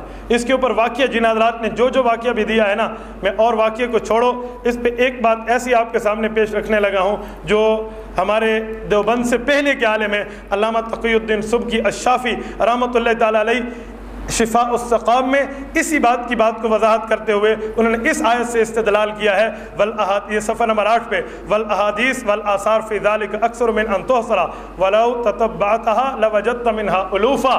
اتنے دلائل ہیں توسل کے، اگر تو انہیں جمع کرنے پہ آ جائے تو لا یعد ولا یحصی کے درجے میں ہو، جمع کر بھی لے تو ہزاروں بن سکتے ہیں۔ اس پہ ونص قولہ تعالی، اللہ پاک کی بات ہے، ولو انہم اذ ظلموا انفسہم، الآیہ صریح فی ذلک، واضح طور پہ اس کا مسئلہ موجود ہے۔ صفحہ نمبر 376 الباب الثامن فی التوسل والاستغاثہ کے تحت حضرت علامہ سبکی نے لکھا ہے۔ اچھا اس پہ ایک چیز اور بھی یاد رکھیں، اس پہ توسل کا ایک واقعہ جو وسیلہ بنا کے اس میں استشفاء بھی داخل ہو جاتا ہے۔ میں آپ کے سامنے ایک بات رکھنے لگا ہوں، اگر مماتی اعتراض کرے نا کہ نہیں مانتے، مفتی شفیع صاحب نے بھی اس پہ لکھا ہے، باقی حضرات نے، چلو میں پہلے حوالے دے لیتا ہوں، اس کے بعد سن لینا۔ اس کے ساتھ ایک اور حوالہ دیکھیں، باقی حضرات نے جہاں تک لکھا چلو سمجھ لیں، اگر مماتی اس پہ کہہ دے کہ نہیں ہم نہیں مانتے تو گھر کی جو شہادت ہوتی ہے نا وہ سب سے افضل ہوتی ہے۔ آپ اور کچھ نہ رکھیں تو ایک یہ کتاب اپنے پاس رکھ لیں، تحریرات حدیث علی اصول التحقیق، حضرت مولانا حسین علی الوانی رحمۃ اللہ تعالیٰ علیہ کی زندگی کی آخری تحریر ہے، میں نے نہیں چھاپی، آپ نام دیکھ رہے ہیں، اشاعت اکیڈمی محلہ جنگی پشاور، انہوں نے چھاپی ہے۔ اس پہ مقدمہ میں نے نہیں لکھا، کفایت حسین نے لکھا ہے، ان کے اپنے آدمی نے لکھا ہے، کفایت بخاری نے لکھا ہے، اور انہی کے حاشیہ ہے۔ آپ اور نہیں تو حضرت مولانا حسین علی الوانی رحمۃ اللہ تعالیٰ علیہ کو دیکھ لیں، صفحہ نمبر 396 کے اوپر حضرت نے یہ واقعہ لکھا، اس کے ساتھ اور واقعہ بھی لکھ کے صحابہ کا اجماع نقل کیا کہ دیہاتی آیا حضور پاک علیہ السلام کی قبر پہ یہی آیت کا واسطہ دے کے مغفرت کی درخواست کرنے لگا، اسے قبر سے آواز آئی قد غفر لک، تیری بخشش ہو گئی ہے۔ اپنے گھر کی بات مان لے، واقعہ ضعیف ہے تو امام الموحدین کی بات کر لے، اگر واقعہ غلط ہے معاملہ ان پہ طے کر لے، میری گھر کی بات ہوتی تو معاملہ اور ہوتا۔ اس پہ ایک بات یہ بھی یاد رکھیں، مماتی اکثر شور شرابہ کرتے ہیں کہ مولانا حسین علی الوانی ہماری جماعت کے بڑے ہیں، انہوں نے ہماری جماعت کی بنیاد رکھی ہے۔ ہمارے دیوبندی بھی بعض رات بیچارے سمجھتے ہیں شاید مولانا حسین علی الوانی مماتی ہوں۔ آپ اسی کتاب پہ فیصلہ کر لیں مماتی کب بنے ہیں، کس سن میں، زور سے حال 1957 میں، اور اس کتاب کا مقدمہ اٹھا لیں، مولانا حسین علی الوانی کی وفات 1944 میں ہے۔ کس میں ہے؟ 1944 میں آپ نے لکھا ہے۔ میں ایک بات کہوں، 1944 میں حضرت فوت ہوئے ہیں، تم 57 میں بنے ہو، تم انہیں اپنا بناتے ہو، ہمیں تو کہتے ہو مردے سنتے نہیں ہیں، اور خود مردوں کا رکنیت فارم پر کرتے ہو۔ ہماری جماعت کے ہیں، خود مردوں کو رکنیت فارم پور کرتے چلے جائیں تو مسئلہ نہیں ہے، ہم پیش کریں تو اس کے لیے مسئلہ ہے۔ ہمارے علماء نے اس زوات کے معاملے کو لیا ہے اور اس کو باقاعدہ استدلال کیا ہے، یہ اس وقت سے آ رہا ہے۔ اس پہ ایک اور اعتراض بھی سمجھیں، بعض لوگ اس پہ اعتراض کرتے ہیں کہ اگر یہ معاملہ ایسے ہی ہے تو پھر ایک اور اس کا حکم اگر آج بھی باقی ہے، بندہ حضور کے روضے پہ جا کے سفارش کی درخواست کر سکتا ہے، ہم کہتے ہیں ہاں، تو کہتے ہیں اس کے متصل اگلی آیت ہے، آیت نمبر 65، فلا وربک لا یؤمنون حتی یحکموک فیما شجر بینہم ثم لا یجدوا فی انفسہم حرجا مما قضیت ویسلموا تسلیما۔ اس آیت میں یہ ہے جو پیغمبر کا فیصلہ نہ مانے گردن زنی کے قابل ہے، تو پھر تم حضور پاک سے فیصلہ کرانے قبر پہ جایا کرو۔ اس آیت کا حکم بھی آج تک باقی ہے۔ اس کا جواب کیا کہو گے؟ میں کھلے لفظوں میں کہوں گا، آیت نمبر 64 آج نہیں اتری، 1400 سال سے اتری۔ آیت نمبر 65 جو تم پیش کرتے ہو آج نہیں اتری، 1400 سال سے اتری۔ آیت نمبر 64 جو ہم پیش کرتے ہیں، اس کے تحت علماء اہل سنت والجماعت نے، ائمہ اہل سنت والجماعت نے لکھا ہے، اس کا حکم آج تک باقی ہے، اس لیے ہم مانتے ہیں۔ اس کے تحت لکھا ہوا تو دکھا دے، ماننا میں شروع کر دوں گا۔ اس کو حضور پاک علیہ السلام کی زندگی کے تک سب نے مانا ہے، تو اس کے اوپر قیاس کر کے تم باتیں مت پیش کرو۔ اس کی دلیل موجود ہے، اس کی دلیل موجود نہیں ہے۔ مسئلہ توسل پہ تیسری دلیل سورۃ مائدہ آیت نمبر 35، یا ایھا الذین آمنوا اتقوا اللہ وابتغوا الیہ الوسیلہ، اے ایمان والو اللہ سے ڈرو اور اللہ کی طرف وسیلہ ڈھونڈو۔ حضرت امام ابو عبداللہ الحاکم رحمۃ اللہ تعالیٰ علیہ نے المستدرک علی الصحیحین جلد 3 صفحہ 37 کتاب التفسیر سورۃ مائدہ کے تحت اس میں لکھا ہے، لقد علم المحفوظون من اصحاب محمد صلی اللہ علیہ وسلم ان ابن ام عبد من اقرابہم الی اللہ وسیلہ۔ حضرت عبداللہ بن مسعود کے لیے حفاظ صحابہ کرام یہ جانتے تھے کہ یہ وسیلے کے درجے میں اقرب اشخاص میں سے ہے۔ اور اس کے ساتھ علامہ زاہد بن حسن الکوثری رحمۃ اللہ تعالیٰ علیہ نے مقالات کوثری صفحہ نمبر 286 پہ ان کی بات واضح موجود ہے کہ اس میں زوات کا وسیلہ بھی ہے، اعمال کا وسیلہ بھی ہے۔ زوات کے وسیلے سے بھی ان نے استدلال کیا ہے، عمل کے وسیلے سے بھی اس کو استدلال کیا ہے۔ علامہ کوثری عام شخص نہیں ہے، حنفیت کا ترجمان ہے، انہوں نے اس مسئلے پہ استدلال کیا اور اس کو اسی طرح پیش کیا ہے۔ بعض لوگ کہتے ہیں یہ آیت جہادی ہے، جہاد کے وسیلے کے بارے میں ہے۔ میں نے کہا جہاد میں وسیلہ ایمان ہے اور باقی جگہ شرک ہے۔ جہاد کے لیے چلو تو نے مان لیا، جہاد میں وسیلہ لینا جو ہے نا وہ جائز ہے، باقیوں میں جائز ہے۔ کوڑا کوڑا ہپ ہپ، میٹھا میٹھا، میٹھا میٹھا ہپ ہپ، کوڑا کوڑا تھو تھو، یہ معاملہ نہیں بننے دیں گے۔ سورۃ انفال آیت نمبر 33، چوتھی آیت اس مسئلے پہ پیش کرنے لگا ہوں۔ وما کان اللہ لیعذبہم وانت فیہم وما کان اللہ معذبہم وہم یستغفرون۔ یہ اس آیت کے تحت اللہ رب العزت کیا فرماتے ہیں؟ جب تک یہ لوگ استغفار کریں گے عذاب نہیں آئے گا۔ اے نبی آپ ان میں ہوں گے، عذاب آپ توجہ رکھیں، میں اس پہ تھوڑی سی علمی بات عوامی زبان میں یا طلبہ کی زبان میں سمجھانے لگا ہوں۔ جب تک آپ ان میں ہیں عذاب نہیں آئے گا، استغفار کریں گے عذاب نہیں آئے گا۔ اس آیت سے پیچھے دیکھیں نا، اوِئْتِنَا بِعَذَابٍ أَلِيمٍ فَأَمْطِرْ عَلَيْنَا حِجَارَةً مِّنَ السَّمَاءِ۔ ابو جہل دعوے کر رہے، اللہ إِن كَانَ هَذَا هُوَ الْحَقُّ، اگر یہ دین سچا ہے ہمارے اوپر پتھر برسا دے، ہمارے اوپر پتھر برسا دے، دین سچا ہے عذاب علیم دے دے، پتھر آسمان سے گرا دے۔ بتاؤ ابو جہل پہ آسمان سے پتھر برسا آیا، پتھر تو دین سچا نہیں ہے۔ وہ کہتے ہیں ان کان ھذا ھو الحق من عندک فامطر علینا حجارۃ من السماء واتنا بعذاب علیم، پھر پتھر کیوں نہیں برسا؟ دین حق تھا، اس کی وجہ انت فیہم، حضور پاک علیہ السلام موجود ہیں، نبی کے موجود ہونے سے اسی وسیلے کی وجہ سے یہ سارے کافر عذاب سے بچے ہوئے۔ یہ اسی وقت میں تفسیر القرآن بالقرآن کر رہا ہوں، ابھی میں نے اس کی تفسیر شروع نہیں کی۔ آپ یاد رکھیں حضور پاک علیہ السلام جب تک ان میں ہیں انت فیہم عذاب نہیں آئے گا۔ استاد ذی المکرم کی علوم کی روشنی میں ایک بات کہوں، استاد جی فرماتے ہیں انت فیہم، جب تک ان میں ہیں عذاب نہیں آئے گا۔ ابو جہل بچ گیا، حضور مکہ سے مدینہ آ گئے، پھر تو فامطر علینا حجارۃ ہونا چاہیے تھا نا، پھر تو پتھر گر جانے چاہیے تھے، برس جانے تھے۔ اب تو انت فہیم نہیں ہے، حضور تو مکہ سے مدینہ آ گئے، ان کافروں پتھر برس جائیں تو آپ کہیں گے مکہ سے مدینہ آئیں تو چاہے مکہ میں ہو چاہے مدینہ میں ہو انت فہیم۔ اچھا حضور تبوک گئے ہیں، خیبر گئے ہیں، خندق کے معاملے میں، حنین کے معاملے میں، مختلف جگہ گئے ہیں، اب تو فامطر علینا ہو جانا چاہیے نا۔ تو آپ کہیں گے فامطر علینا حجارہ نہیں ہوا، وجہ انت فہیم کا معنی یہ ہے حضور پاک جب تک زمین پہ موجود ہوں، جب تک زمین پہ موجود ہوں امت عذاب سے محفوظ رہے گی۔ ایک سوال اور آ جائے گا، جب حضور پاک علیہ السلام عرش پہ تشریف لے گئے، بیت المقدس سے اوپر گئے ہیں، معراج کا سفر کیا ہے، اب تو انت فہیم کہاں گیا؟ اب تو عذاب آ جانا چاہیے۔ حضرت مفتی شفیع صاحب کے علوم کی روشنی میں استاد جی فرماتے ہیں، معارف القرآن جلد 2 صفحہ 225 اٹھا کے دیکھو نا، اس پہ حضرت مفتی 425 اٹھا کے دیکھیں تو حضرت مفتی شفیع صاحب فرماتے ہیں انت فہیم کا معنی ہے حضور پاک علیہ الصلوۃ والسلام جب تک موجود ہوں اس وقت تک عذاب نہیں آئے گا۔ آپ علیہ الصلوۃ والسلام انہی میں موجود ہیں، انہی کے نبی ہیں، چاہے زمین پہ ہوں چاہے آسمان پہ ہوں۔ وسیلہ اس حد تک جا رہا ہے۔ اچھا ایک اور بات ہے، جب حضور وفات پا گئے اب تو عذاب آ جانا چاہیے، اب تو انت فہیم نہ رہا نا۔ تو آپ کہیں گے نا بابا، مفتی صاحب نے اس کا جواب دیا ہے، انت فہیم کا معنی ہے حضور دنیا میں ہوں یا حضور آخرت میں ہوں، حضور پاک نبی ہیں، دائرہ نبوت نبی کا دنیا بھی شامل ہے، آخرت بھی شامل ہے، قبر بھی شامل ہے، ادھر بھی نبی ہیں ادھر بھی نبی ہیں، آخرت کے بھی نبی ہیں دنیا کے بھی نبی ہیں۔ وانت فہیم، وفات کے بعد بھی عذاب نہیں آئے گا۔ تو پتہ چلا وفات کے بعد بھی وسیلہ ہے نا، بنا ہوا ہے نا، تبھی تو ہے نا۔ حضرت مفتی شفیع صاحب نے 425 جلد 2 معارف القرآن اس آیت کے تحت لکھا ہے، پیغمبر کے روزے میں زندہ رہنا اس بات کی دلیل ہے کہ امت عذاب سے محفوظ رہے۔ چلو امام ترمذی رحمۃ اللہ علیہ سے اس کی شرح پیش کرنے لگا ہوں۔ جامع ترمذی میں سورۃ انفال کی اس آیت کے تحت ابو عیسیٰ ترمذی رحمہ اللہ لکھتے ہیں،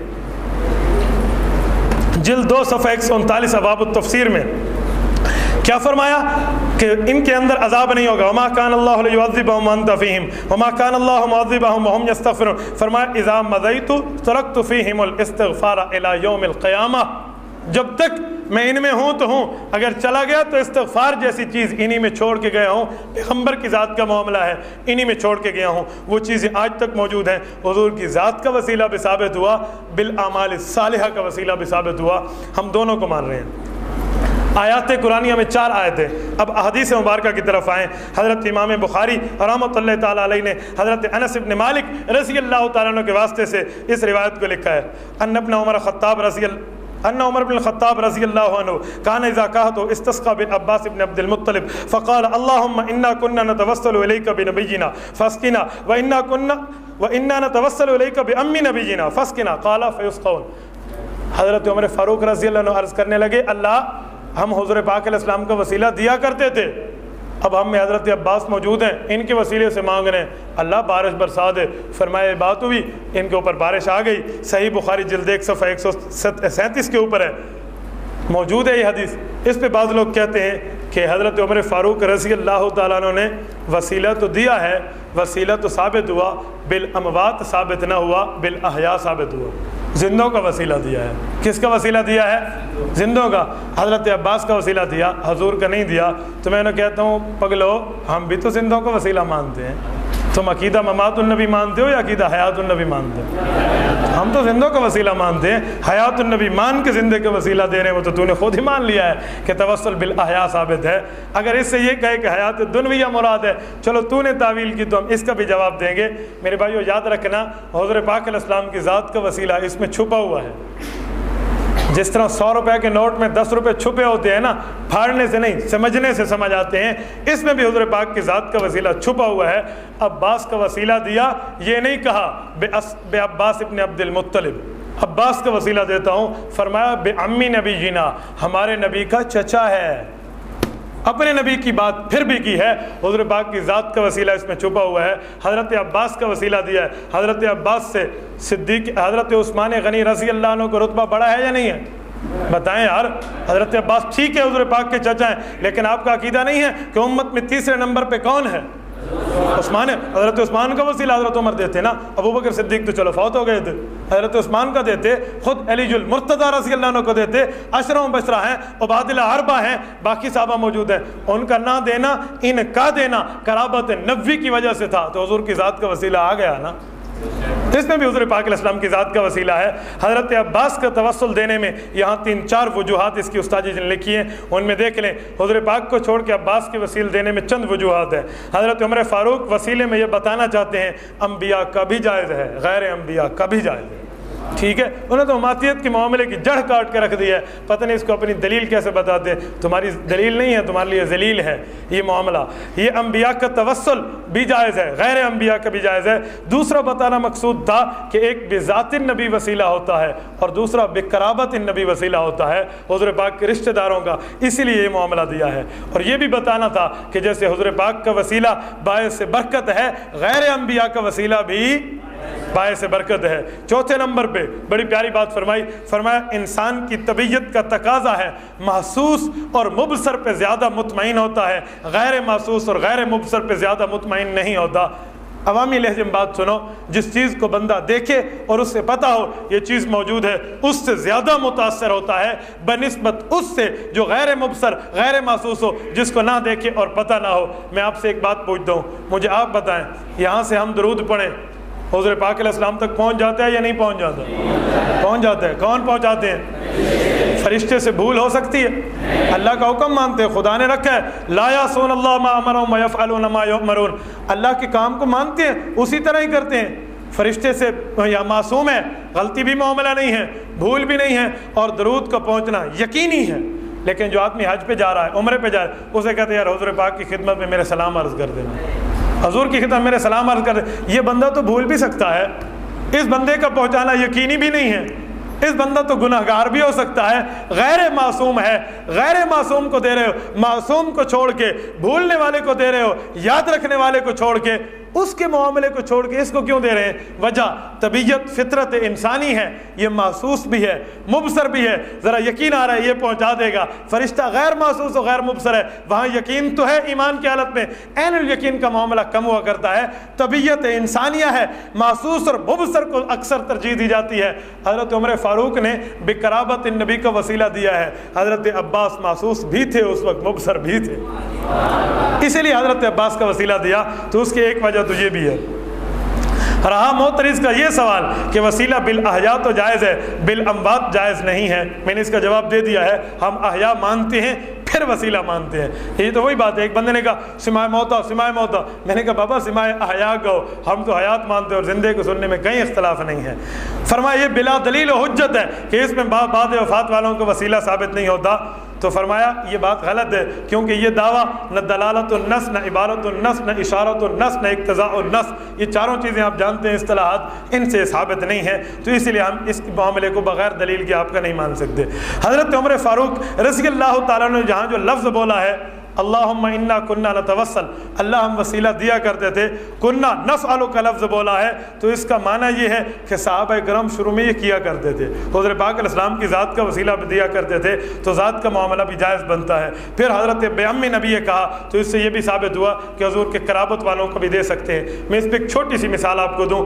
رات بھی ایک شخص نے درس سرگودا میں تھا، استاد جی کی جگہ پہ میں وہاں گیا تھا، استاد جی نہیں جا سکے، استاد جی فیصل آباد تشریف لے گئے تھے، مولانا اکرم طوفانی دامت فیوزہم کی مسجد کے اندر۔ وہاں ایک آدمی نے کہا مولانا یہ عقیدہ حیات النبی کے لیے واضح آیات قرآن میں کیوں نہیں ہے؟ اللہ نے فرمایا شہید زندہ ہے، اللہ فرما دیتے نبی زندہ ہے، پھڈا ہی ختم ہو جاتا، پھڈا ہی ختم ہو جاتا، شہید زندہ کی بات کی ہے۔ میں نے کہا فرما دیا جاتا نبی زندہ ہے، قرآن کے لفظ بنا دیا جاتے تو بھڈا شروع ہو جاتا۔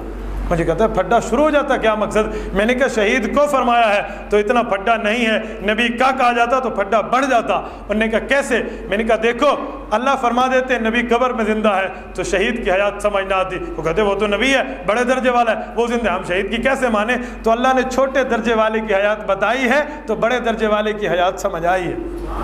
سمجھ آئیے، حضرت عمر فاروق بھی مومن ہیں اور حضور فرماتے ہیں اتقوا فراست المؤمن فإنه ينظر بنور اللہ، مومن کے جو ہے نا فراست سے ڈرو، رب کے نور سے دیکھتا ہے۔ میں سمجھانے کے لیے بات کرتا ہوں، شاید الہام ہوا ہو حضرت عمر فاروق رضی اللہ عنہ کو کہ نبی کا وسیلہ لوگ انکار کریں کہ نہیں مانیں گے، انہوں نے حضور پاک کے چچا کا وسیلہ دے کے بتایا چھوٹا کا وسیلہ دیا ہے تو بڑے کا وسیلہ سمجھ آیا ہے۔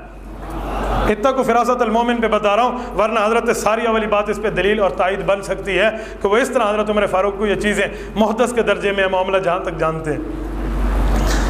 چلو اس واقعے سے جن حضرات نے استدلال کیا ہے وسیلے پہ اس حدیث سے، ان مستدلین میں حافظ ابن حجر اسقلانی رحمۃ اللہ علیہ فتح الباری جلد 2 صفحہ 641 باب سوال الناس الامام الاستسقاء، اس کے تحت لکھتے ہیں ان رسول اللہ صلی اللہ علیہ وسلم کانا یرى للعباس ما يرى الولد للوالد فاقتدوا بها ایها الناس برسول اللہ صلی اللہ علیہ وسلم فی امه العباس واتخذوه وسیلہ الی اللہ فیما بره حتى سقاهم اللہ۔ فرمایا لوگوں حضور پاک علیہ السلام کا وسیلہ چھوڑ کے حضرت عباس کا وسیلہ دیا، حضرت عباس حضرت رسول اللہ صلی اللہ علیہ وسلم ان کو اپنے والد کے درجے میں سمجھتے تھے، ام الرجل سنو ابی کی بات ہے، والد کے درجے میں سمجھتے تھے، اس لیے ان کا وسیلہ دیا اور ابھی اپنی جگہ سے ہٹے نہیں تھے۔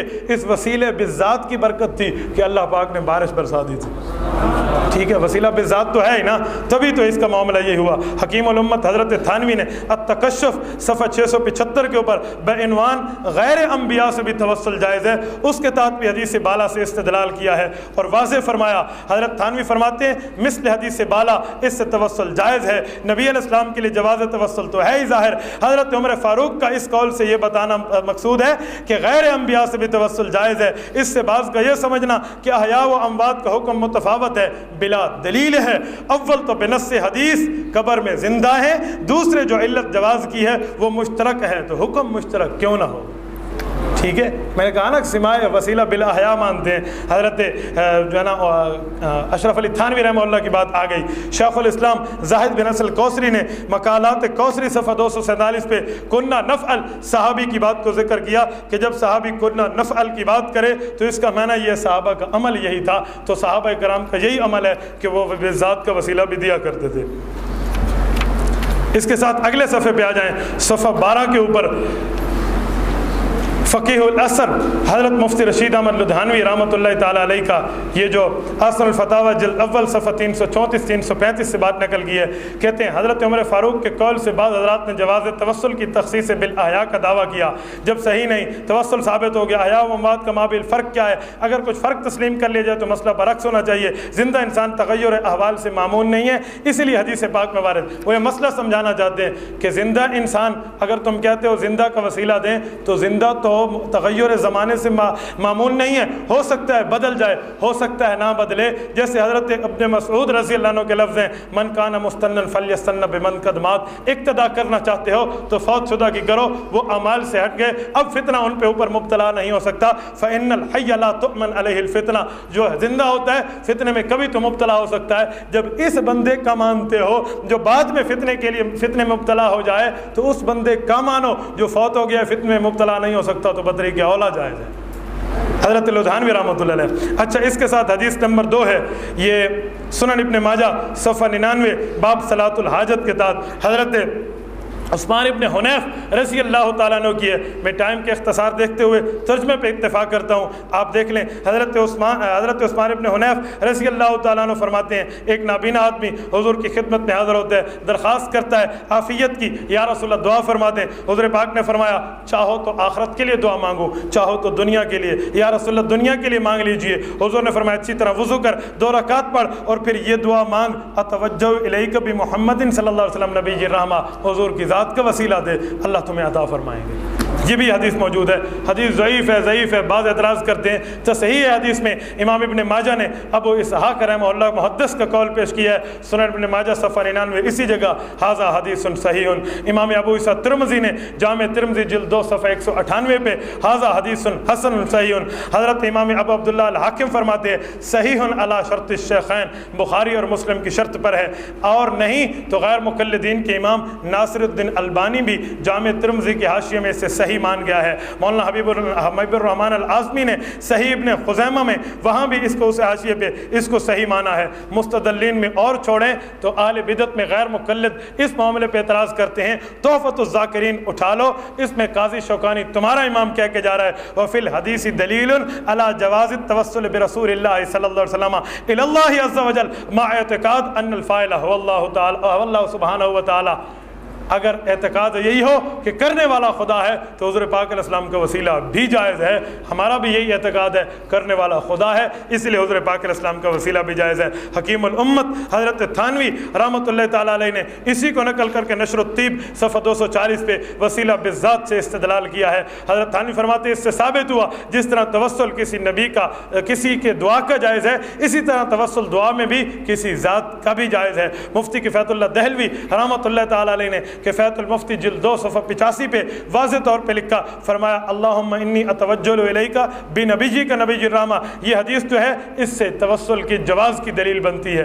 बाज़ लोगों ने इस पे यार लोग एतराज़ करते हैं, भाई ये मामला है, ये मामला है। चलो इसको मुख्तसरन समझें, संदी बहस है। वो कहते हैं यहाँ एक रावी है अबू जाफ़र अब्दुल्ला बिन मिस्वर अल मदाइनी, ये आया हुआ है, सिरे से इस हदीस में ये रावी है भी नहीं, सिरे से इस हदीस में रावी नहीं है। तुम इस पर रावी के ऊपर जो है ना जरह के अक़वाल नकल कर देते हैं, ये रावी है, ये रावी है, ये रावी है, इसलिए मामला गलत है, गलत है। ऐसी बात नहीं है मेरे भाइयों, याद रखना, ये रावी सिरे से इस मामले में है भी नहीं। यही गलती साहिब जवाहिरुल कुरान से हुई है। जवाहिरुल कुरान में आप जाके देखें ना, तो जवाहिरुल कुरान में भी साहिब जवाहिरुल कुरान ने इसी हदीस को नकल करके जवाहिरुल कुरान के अंदर वाज़ेह तौर पर इसी का इनकार किया है। वो क्या लिखते हैं, कहते हैं इमाम तिरमिज़ी ने यह हदीस लिख के कहा, हाज़ा हदीसुन ला नारिफु इल्ला मिन हाज़ल वज्ह। हालांकि इमाम तिरमिज़ी फरमाते हैं हाज़ा हदीसुन हसनुन सहीहुन। इल्ला नारिफ वाला लफ्ज़ आगे हैं, ये लफ्ज़ कहा गया। फिर अबू जाफ़र ये मदाइनी की बात लाए हैं, सिरे से वो रावी इस सनद में है भी नहीं। आप ये मत समझें मैंने जवाहिरुल कुरान की बात करके शेखुल कुरान मौलाना ग़ुलामुल्लाह ख़ान रहमतुल्लाह ताला अलैह पे जो है ना एतराज़ किया है। मौलाना ग़ुलामुल्लाह ख़ान साहिब जवाहिरुल कुरान नहीं हैं, मौलाना ग़ुलामुल्लाह ख़ान नहीं है। तवज्जो, मैं इस आप देख लें एक दफ़ा, अब इधर देखो, میں کہہ رہا ہوں توجہ آپ پھر ادھر دیکھتے ہیں اللہ کے بندے. صاحب جواہر القرآن وہ نہیں ہیں بلکہ میں انہی کی بات پیش کر رہا ہوں. عقیدہ شیخ القرآن حضرت مولانا عبد المعبود صاحب کی کتاب ہے, ابھی بھی زندہ ہیں, شیخ القرآن کی جو ہے نا جانشین ہیں, آپ ان سے جا کر پوچھ لیں. انہوں نے واضح طور پہ اپنی اس کتاب کے اندر جو بندیالوی کے جواب میں لکھی ہے, صفحہ نمبر 38 پہ لکھا ہے جواہر القرآن کا نام دے کے کہ ان کتابوں کے اصل مؤلف مولانا سجاد بخاری ہیں اور آخری زندگی تک انہی تحریرات ایسی جو ہے نا کتاب جواہر القرآن میں وہ تبدیلیاں کرتے رہے, اور مولانا غلام اللہ خان اس تحریر سے مطمئن نہیں تھے. اس کے نیچے حوالہ میری کتاب کا نہیں ہے, مولانا غلام اللہ خان کے مدرسے سے چھپنے والا رسالہ تعلیم القرآن راولپنڈی نومبر 1981 کا ہے, اور اس کے اوپر جا کر دیکھ رہے ہیں صفحہ 56 کے اوپر. اگر یہاں نہ دیکھنا ہو تو ماہنامہ نغمہ توحید گجرات جلد نمبر 4 صفحہ 3 کے اوپر جا کر دیکھ لیں.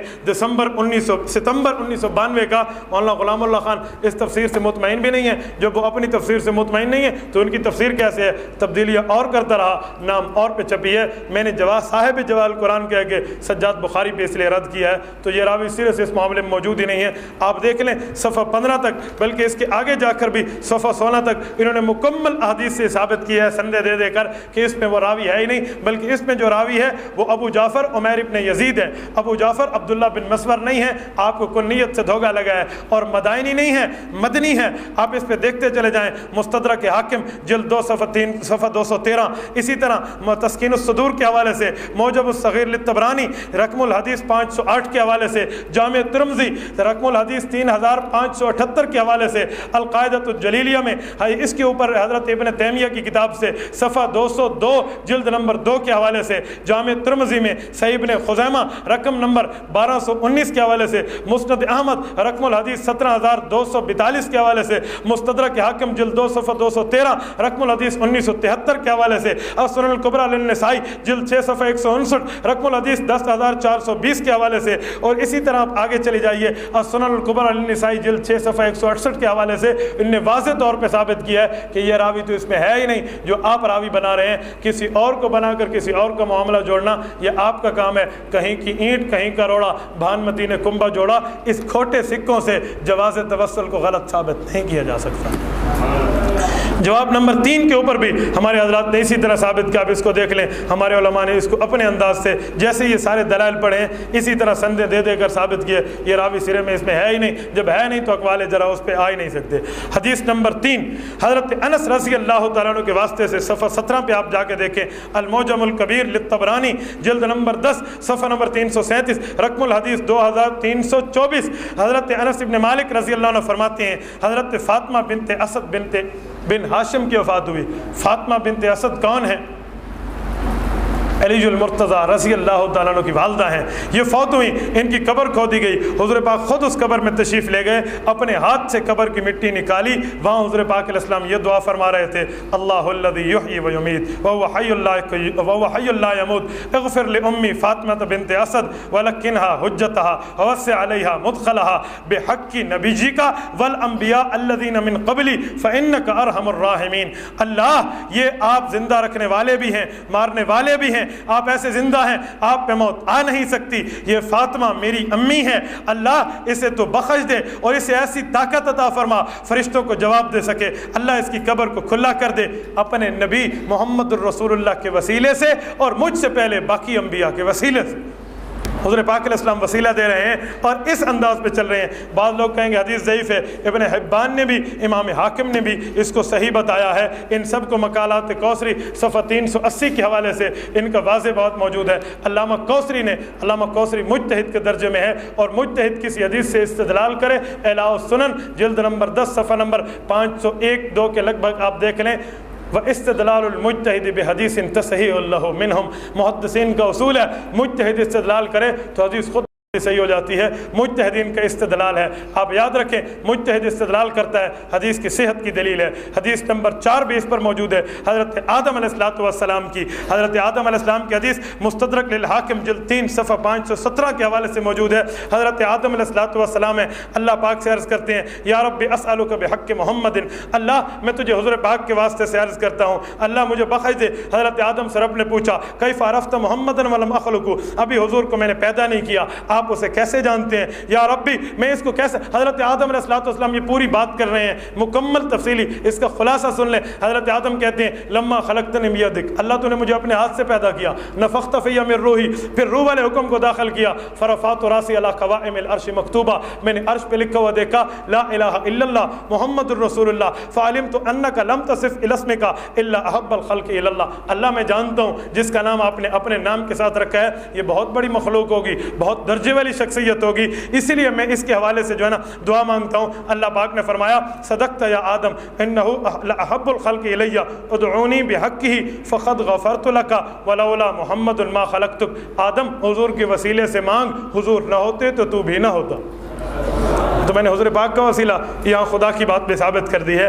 اس کو بعض لوگ کہتے ہیں ضعیف ہے۔ امام حاکم جیسا آدمی جو کائنات میں ایک ہی آیا ہے، حاکم جیسا بندہ ھذا حدیث صحیح الاسناد بات کر رہا ہے۔ اس کے اوپر مجتہدین کا بھی استدلال موجود ہے، صحت حدیث کی دلیل ہے، اس سے بھی توسل بالزوات کا ثبوت ہوا ہے۔ حدیث نمبر 5 کو دیکھیں تو حدیث نمبر 5 بھی طبقات ابن 7 جلد 7 صفحہ 444 کے حوالے سے موجود ہے۔ یہ وہی حدیث ہے لیکن فرق یہ ہے حضرت معاویہ بن ابی سفیان رضی اللہ تعالی عنہ یہاں دعا مانگنے والے ہیں، جن کا وسیلہ دیا جا رہا ہے یزید بن اسود رضی اللہ عنہ اور جرشی رضی اللہ تعالی عنہ ہے، ان کا وسیلہ دیا جا رہا ہے۔ یہ دو حدیثیں، ایک حضرت عباس کے وسیلے والی، ایک حضرت معاویہ میں حضرت یزید ابن اسود کے وسیلے والی، بتا رہی ہیں کہ ذات کا وسیلہ دینا منع ہوتا تو صحابہ کرام حضرت عمر کو حضرت معاویہ کو روک دیتے، لیکن صحابہ نے دیکھا ہے منع نہیں کیا تو پتہ چلا صحابہ کرام بھی جائز سمجھتے تھے۔ مستدلین میں ابو اسحاق ابراہیم بن علی بھی موجود ہے، المہذب شرح المجموع میں ہے۔ امام نووی رحمۃ اللہ علیہ نے اس کو جلد 7 جلد 6 صفحہ 110 اسی کتاب پہ اس کو ثابت کیا ہے۔ حدیث نمبر 6 بھی دیکھ لیں، یہ طبرانی معجم الصغیر کے حوالے سے موجود ہے، اس میں بھی وہی بات ہے، لیکن عثمان ابن حنیف وہی دعا جو حضور سے سیکھی تھی ایک ایسے شخص کو سکھا رہے ہیں جو بادشاہ کے دربار حضرت عثمان رضی اللہ عنہ کے دربار میں آتا ہے اور حضرت عثمان توجہ نہیں کر پاتے تو اس کی طرف آ کر بات سیدھی نہیں ہوتی، یہ اسے نبی کا وسیلہ سکھاتے ہیں، اس وسیلے سے دعا مانگتے ہیں تو خلیفہ وقت کی توجہ ان کی طرف مبذول ہو جاتی ہے۔ امام طبرانی بھی اس حدیث کو صحیح کہتے ہیں، اس معجم الصغیر جلد 1 صفحہ 184 پہ امام منذری نے بھی اس حدیث کی تائید کی ہے، الترغیب والترہیب جلد اول صفحہ 272 پہ امام ابن حجر مکی رحمۃ اللہ علیہ رواہ الطبرانی کہہ کے بسند جید فرماتے ہیں کہ سند عمدہ سید ہے۔ حاشیہ ابن مکی جو ہے نا الاذا، یہ جو حاشیہ ابن حجر کا المکی کا الاذا فی المناسک کے اندر اس کی صفحہ نمبر 500 کے اوپر یہ تصحیح موجود ہے۔ ایک چیز تو سمجھ آئی کہ صحابہ کرام بھی بعد الوفات یہ وسیلہ جائز سمجھتے تھے، تبھی تو دور عثمان کے اندر آ کر حضور پاک کی ذات کا وسیلہ دیا ہے۔ اچھا، اجماع امت بھی اس پر ثابت ہے۔ امت کا اجماع تو بہت بڑی چیز ہوتی ہے، اجماع امت یاد رکھیں، الاجماع ینسخ ولا ینسخ، اجماع آگے منسوخ کرتا ہے، خود منسوخ نہیں ہوتا۔ اجماع کے معاملے میں بھی یہی ہے کہ حضرت عمر فاروق کے سارے صحابہ دیکھ رہے ہیں، سب نے دیکھا ہے، اور الٹا حضرت عمر فرماتے ہیں واتخذوہ سبیلۃ الی اللہ، اس کو وسیلۃ الی اللہ، اس کو وسیلہ خداوندی بنا لو، تو پھر بھی کس صحابی نے انکار نہیں کیا۔ یہ توسل بلا انکار، اجماع بلا انکار ثابت ہوتا ہے۔ دوسری دلیل کے اوپر دیکھیں صفحہ 21 پر طبقات ابن سعد کے اسی حوالے سے جو ابھی گزری ہے، حضرت معاویہ کے معاملے میں سب صحابہ نے دیکھا، کسی نے انکار نہیں کیا۔ تیسری دلیل دیکھیں، یہ جو ہے نا اپنے رسالہ میں الدر النزید فی کلمۃ الاخلاص التوحید میں قاضی شوکانی بھی مان گیا ہے، ثبت التوسل بغیرہ بعد موتہ باجماع الصحابۃ اجماعا سکوتیہ، اجماع سکوتی اس پہ قائم ہے، وہ بھی اس کو مان رہا ہے۔ سلف صالحین میں حضرت علی المرتضیٰ رضی اللہ تعالیٰ عنہ کا قول موجود ہے۔ حضرت علی المرتضیٰ کا یہ بہت پیارا واقعہ ہے، اس کو ذرا سن لیں۔ علی المرتضیٰ رضی اللہ تعالیٰ عنہ کہتے ہیں، کنز العمال جلد 8 صفحہ 204 باب صلاۃ الاسقاء کے تحت موجود ہے۔ حدیث نام رقم الحدیث جو ہے یہ 23544 ہے۔ حضرت علی المرتضیٰ کہتے ہیں حضور پاک کے پاس ایک آدمی آیا، یا رسول اللہ بارش نہیں ہوئی، یہ معاملہ ہو گیا، یہ تکلیف ہو گئی۔ حضور پاک علیہ السلام نے ہاتھ بلند کیے اور حضور پاک علیہ السلام ہاتھ بلند کر کے جو ہے نا کیا کہتے ہیں دعا مانگتے ہیں، اوپر سے بادل کا نام و نشان نہیں ہے، یکایک بادل آتے ہیں، بارش برسنا شروع ہو جاتی ہے، پھر ایک عرصہ گزرتا ہے، وہ کہتے ہیں بارش بہت زیادہ ہو گئی، یا رسول اللہ پھر رکوا دیں۔ وہ بارش حضور پاک دعا کر کے اللہ سے رکوانے کی درخواست کرتے ہیں، اللہ پاک روک دیتے ہیں۔ پھر حضرت علی المرتضیٰ رضی اللہ تعالیٰ عنہ کو مخاطب کر کے حضور پاک علیہ السلام فرماتے ہیں، علی آج تیرے والد ابو طالب زندہ ہوتے تو بہت خوش ہوتے۔ اس کی آنکھیں ٹھنڈی ہوتی، بتاؤ ابو طالب کا شعر کون پڑھ کے سنائے گا؟ بچپن میں ابو طالب نے حضور پاک علیہ الصلوۃ والسلام کے لیے شعر پڑھا تھا۔ علی بیٹے تھے نا، تو بیٹا جو ہوتا ہے وہ باپ کا تو باہر ہوتا ہے، اس کو جانتا ہے۔ علی المرتضیٰ نے وہ شعر پڑھا، صاحب کنز الاموال یہ لکھتے ہیں وَأَبْيَضَ يُسْتَسْقَى الْغَمَامُ بِوَجْهِهِ ثَمَالُ الْيَتَامَى عِصْمَةٌ لِلْأَرَامِلِ۔ حضرت علی المرتضیٰ عرض کرنے لگے، میرے والد نے یوں شعر کہا تھا، یا رسول اللہ آپ کے چہرے کی خوبصورتی کی وجہ سے اس کا وسیلہ دیکھے لوگ اللہ سے بارش مانگتے ہیں، آپ تو یتیموں کے فریاد رس ہیں، بیواؤں کے لیے نگہبان ہیں۔ اسے حضور پاک نے سن کر فرمایا، ہاں ہاں علی یہی بات ہے۔ آپ اندازہ لگائیں، حضرت عائشہ صدیقہ رضی اللہ تعالیٰ عنہ کا سنن دارمی جلد اول صفحہ 56 کے اوپر باب ما اکرم اللہ تعالی نبیہ بعد موتہ، اس کے تحت موجود ہے سنن دارمی میں۔ حضرت عائشہ کے سامنے عرض ہوا، 61 سالی کا معاملہ ہے، بہت زیادہ ہو گیا، کیا کریں؟ فرمایا حضور پاک کی قبر کے اوپر تھوڑی سی جگہ کو کشادہ کر دو، آسمان سے واقعی بارش برس جائے گی۔ حضرت عائشہ صدیقہ رضی اللہ تعالیٰ عنہ کی اس بات پہ عمل کیا گیا تو آسمان سے بارش آ گئی ہے۔ امام مالک ابن انس رحمۃ اللہ تعالیٰ علیہ جو ہیں، یہ الشفاء بتعریف حقوق المصطفیٰ کے اندر موجود ہے، جلد 2 صفحہ 26 کے اوپر۔ خلیفہ منصور ابو جعفر منصور مدبر وقت حکمران ہے، امام مالک کے سامنے آتا ہے، امام مالک کے ساتھ آ کر ایک معاملے پہ بحث کری ہے، ایک معاملے بحث کے اندر آواز بلند ہونے لگی ہے۔ امام مالک رحمۃ اللہ تعالیٰ علیہ نے ادب قوم کہہ کے آیات قرآنیہ لمبا واقعہ وہ پیش کیا۔ آخر میں یہ بات پوچھنے لگے، عالم تو امام مالک تھے، یہ تو عالم مکمل نہیں، پوچھنے لگے یہ بتائیں میں دعا کرتا ہوں حضور پاک علیہ الصلوۃ والسلام کی طرف منہ کر کے دعا کروں یا دوسری طرف منہ کر کے دعا کروں؟ یہ قبلے کی طرف، کیوں؟ وہاں معاملہ اتفاقی کچھ ایسا ہے، حضور کی قبر پہ اللہ پاک آپ سب کو لے جائے اور آپ کی برکت سے اللہ ہمیں بھی لے جائے۔ حضور پاک کی قبر مبارک پہ جائیے، حضور کی قبر کی طرف منہ کریں گے، پیٹھ قبلے کی طرف ہو جائے گی، آٹومیٹکلی قبلے کی طرف پیٹھ ہو جاتی ہے۔ تو ابو جعفر کہنے لگا، حضور کی طرف منہ کر کے وسیلے کی دعا مانگو یا قبلے کی طرف منہ کر کے مانگو؟ امام مالک رحمۃ اللہ علیہ نے واضح طور پہ فرمایا ہے، لما تصرف وجہ کا ان کو، حضور پاک سے چہرہ کیوں ہٹاتے ہو؟ وہ وسیلت کا وہ وسیلت ابی کا آدم علیہ السلام، حضرت آدم تیرے باپ اور تیرا بھی حضور پاک وسیلہ ہیں، اسی طرف منہ کر۔ آپ اندازہ لگائیں، حضرت امام مالک ابن انس، امام شافعی رحمۃ اللہ تعالیٰ علیہ کے لیے خطیب بغدادی نے تاریخ میں جلد نمبر 1 صفحہ نمبر 110 پہ حضرت امام شافعی کا قول پیش کیا ہے۔ وہ کہتے ہیں، میں حضرت امام ابو حنیفہ کی تبرک پیش کرنے کے لیے اس کی قبر پہ آ کے وسیلہ دیتا ہوں، اس کی جو ہے نا حضرت امام ابو حنیفہ کا وسیلہ دے کے اللہ سے مانگتا ہوں تو میری حاجت پوری ہو جایا کرتی ہے۔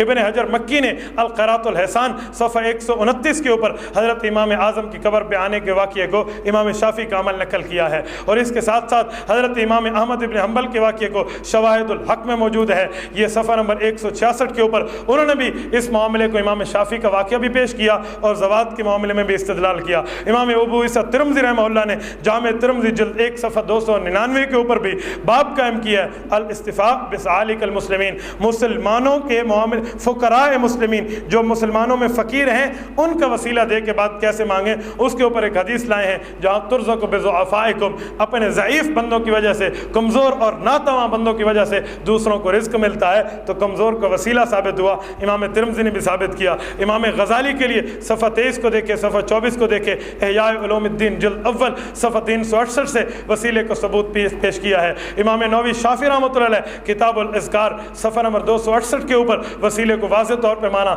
امام کمال الدین ابن الحمام الحنفی رحمۃ اللہ تعالیٰ علیہ وسیلے کو واضح طور پہ صفحہ فتح القدیر ہدایہ کی شرح جلد 3 صفحہ 159 کے اوپر وسیلے کو مانا اور حضور پاک علیہ الصلوۃ والسلام کی وسیلے کی بات کی ہے، اور جاتے ہوئے یہی کہا کہ ثم ينفر متباکیا، جب حضور پاک علیہ الصلوۃ والسلام کی قبر سے ہٹے پھر روتے ہوئے بندہ ہٹے، یہ روتے ہوئے پھر حضور پاک کا وسیلہ دینے کے بعد شکل جو ہے نا روتی ہوئے بنا کر حضور پاک کی فراق کی وجہ سے بندہ ہٹ کر واپس آئے۔ علامہ قسطلانی کی بات کو میں پہلے نقل کر چکا ہوں، وہ اس کے بعد جب میں تنقیح کی بات نقل کر رہا تھا، المواہب اللدنیہ، اور اس کے ساتھ ساتھ یاد رکھیں، یہ حوالہ بھی یاد رکھیں، مقدمہ شامی میں امام شامی رحمۃ اللہ علیہ قول موجود ہے، بنبی المکرم و بامامہ الاعظم، اللہ میں امام اعظم کا وسیلہ بھی دیتا ہوں، حضور پاک کا وسیلہ بھی دیتا ہوں، وہ شامی جس کے فتوے پہ آج فتوے کا مدار ہے۔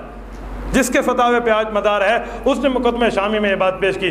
ہمیں ایک مماتی کا شاگرد تھا، وہ میرے پاس پڑھنے آیا، مقدمہ شامی کی پڑھائی کے دوران مجھے کہنے لگا کہ ہمارے استاد جی کہتے ہیں کہ یہ لوگ شامی نہیں مانتے۔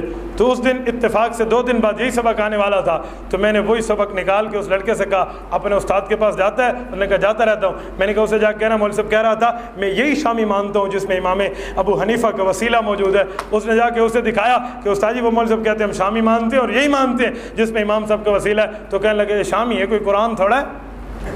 ٹھیک ہے، میں نے کہا نا کبھی یہ کسی کتاب کو بالکل مکمل نہیں مانیں گے، آپ دیکھ کے تجربہ کر لیں، یہ ایسا ہی معاملہ ہے۔ حضرت شاہ ولی اللہ کا حوالہ بھی میں آپ کے سامنے نقل کر چکا ہوں، المحند المفند کا حوالہ صفحہ 25 پہ موجود ہے، یہ بھی آپ کے سامنے پہلے نقل کر چکا ہوں، یہ حوالہ آ چکا ہے۔ اس پہ جن نے دستخط کیے ہیں ان کے نام بھی آ گئے کہ 24 چوٹی کے علماء نے دستخط کیے ہیں۔ مسئلہ توسل اور غیر مقلدین میں دیکھیں اور کچھ نہیں تو قاضی شوکانی کی بات پہلے آ چکی ہے تحفۃ الذاکرین کے حوالے سے، انہوں نے بھی اس کو مانا ہے۔ صفحہ تحفۃ الذاکرین صفحہ 56 پہ انبیاء کی ذات کے وسیلے کو، نبی اور غیر نبی کی ذات کے وسیلے کو مانا، بلکہ اس پہ دلیلیں دی ہے، فیہ دلیل علی جواز التوسل برسول اللہ صلی اللہ علیہ وسلم۔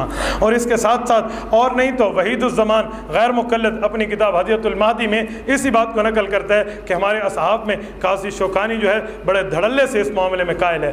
آخر میں صفحہ 27 میں شبہات پہ آ جائیں کہ غیر مقلد اور مماتی اہل بدعت اس پہ شبہ پیش کرتے ہیں، کہتے ہیں سورۃ زمر آیت نمبر 3 میں ہے ما نعبدہم الا لیقربونا الی اللہ زلفیٰ۔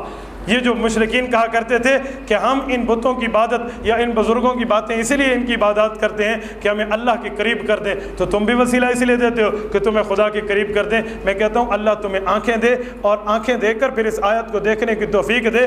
ما نعبدہم ہے، ما نتوسل الیہم نہیں ہے، یہ وسیلے کی بات نہیں ہے، عبادت کی بات ہے۔ ہم وسیلہ پیش کرتے ہیں، عبادت کی بات پیش نہیں کرتے، معاملہ اور ہے اور معاملے پہ فٹ کر جاتے ہو۔ کافروں والے معاملے کو نبی کے وسیلے پہ فٹ کرنا، صفحہ 1092 کو دیکھ لینا، بخاری شریف جلد 2 میں عبداللہ ابن عمر فرماتے ہیں شرار الخلق وہی لوگ ہیں جو وہ آیتیں جو کافروں کے لیے اتری ہیں نبی لوگوں کے اوپر اور اچھے لوگوں کے اوپر فٹ کر دیتے ہیں، وہ دنیا میں بدترین مخلوق ہے۔ یہ ان والا معاملہ آپ مت کیجئے، یہ اس اعتراض کے اوپر یہ معاملہ یہ یاد رکھیں، اور جو وسیلے کے اندر یوں کرے کہ جس کا وسیلہ پیش کر رہا ہوں یہ جو ہے نا کیا کہتے ہیں متصرف الامور بھی ہے، عالم الغیب بھی ہے، مشکل کشا بھی ہے، ہم اس وسیلے کو شرک کہتے ہیں۔ یہ وسیلہ تو نہیں ہے تو شرک ہے، وسیلہ کچھ اور ہے، شرک کچھ اور ہے۔ آپ دونوں کی تعریفات نہیں جانتے، علماء دیوبند دونوں کے اندر فرق جانتے ہیں، اس لیے وہ عقل والے ہیں اور تم بے عقل ہو۔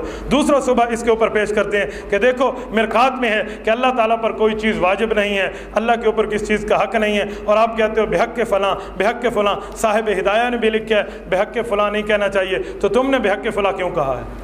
بحق فلاں کہنا مکروہ ہے حنفیوں کے نزدیک۔ اس کے جواب دینے سے پہلے ایک جواب یہ ذہن میں رکھ لیں، یہ تحریرات حدیث جو میں آپ کو پیش کر چکا ہوں وہی صفحہ نمبر 396 1 2 3 4 جگہ حضرت مولانا حسین علی الوانی نے بحق نبی المکرم بجاہ نبی المکرم بحق فلان ان کے لفظ لائے ہیں۔ مکروہ ہے تو فتویٰ اس پہ پہلے دے، بعد میں ہم سے بات کرنا، ایک بات۔ اور دوسری بات یہ ہے ہم بحق کہہ کے واجب والا معنی نہیں لیتے، ہم بحق کہہ کے جو معنی لیتے ہیں وہ معنی لیتے ہیں وجوبی کے معنی میں نہیں، تفضیلی اور استحسانی کے معنی میں لیتے ہیں، جیسے سورۃ یونس آیت نمبر 103 میں ہے کان حقا علینا ننجی المؤمنین، ہمارے اوپر حق ہے ہم مومن کو نجات دیں، استحسانی اور تفضیلی معاملہ ہے۔ اس طرح سورۃ روم آیت 47 میں ہے وَكَانَ حَقًّا عَلَيْنَا نَصْرُ الْمُؤْمِنِينَ، یہ بھی اسی معنی میں حق لیتے ہیں، ہم حق اس معنی میں نہیں لیتے۔ یا دوسری آپ معاملے میں دیکھیں جامع ترمذی ابواب الدعوات باب الدعاء اذا اصبح وامسا، اس کے تحت حضرت امام ترمذی روایت لائے، حضور پاک فرماتے ہیں جو آدمی صبح شام یہ کہے رضیت باللہ ربا وبالاسلام دینا ومحمد النبی کان حقا علی اللہ ان یرضی، اللہ پاک پہ حق ہے قیامت کے دن اللہ سے راضی کریں گے، تو یہ حق بھی تفضیلی معنی میں ہے، جو جواب تم اس کا دو گے وہی جواب ہمارا اسی کا سمجھ لو، اس پہ بھی یہ شبہ نہیں پیش کیا جا سکتا۔ اور بعض لوگ کہتے ہیں اللہ کا دربار تو ہر وقت کھلا ہے، شبہ نمبر 3 میں دیکھیں خدا ہر وقت کھلا ہے، کیا ضرورت ہے وسیلے پیش کرنے کی، کیا ضرورت ہے وسیلوں کے معاملے میں؟ بعض لوگ کہتے ہیں کیا ضرورت ہے سیڑھیوں پہ چڑھنے کی، سیڑھی تو چھت پہ چڑھنے کے لیے ہوتی ہے، اور اللہ نحن اقرب الیہ من حبل الورید، شاہرگ سے زیادہ قریب ہے، ادھر تو سیڑھی لگ نہیں سکتی، تم نے وسیلے کی سیڑھی کو درمیان میں کیوں اٹکا دیا ہے؟ میں پوچھوں گا یہ فتویٰ صرف جناب قبلہ کا میرے لیے ہے یا اپنے لیے بھی ہے؟ تم کیوں کہتے ہو اعمال کا وسیلہ جائز ہے؟ تم کیوں کہتے ہو اعمال کا جائز ہے؟ تمہارے اعمال کے وسیلہ دینے میں اللہ قریب نہیں ہوتے، بعید چلے جاتے ہیں، ذات کے وسیلے دینے میں خدا قریب آ جاتے ہیں۔ یہ کیسا معاملہ ہے؟ اپنے آپ کو بھی دیکھو، اگر اس سے وسیلہ بالذوات کی تردید ہوتی ہے تو وسیلہ بالاعمال کی بطریق اولا پھر تمہارے مطابق تردید ہوگی۔ اصحاب الغار کا واقعہ ہمیں پیش مت کیا کرو، لیکن یہ معاملہ ایسا نہیں ہے، اسی خدا کا سکھایا ہوا ہے ادعونی بحقہ۔ میں نے آپ کے سامنے پڑھا ہے امام حاکم کی تصحیح سے، مستدرک حاکم کے حوالے سے، کہ آدم اسی کا وسیلہ دے، تو یہ معاملہ وہ نہیں ہے جو معاملہ تم سمجھے ہو۔ اللہ پاک آپ کو اور ہمیں صراط مستقیم عطا فرمائے۔ وآخر دعوانا ان الحمد للہ رب العالمین۔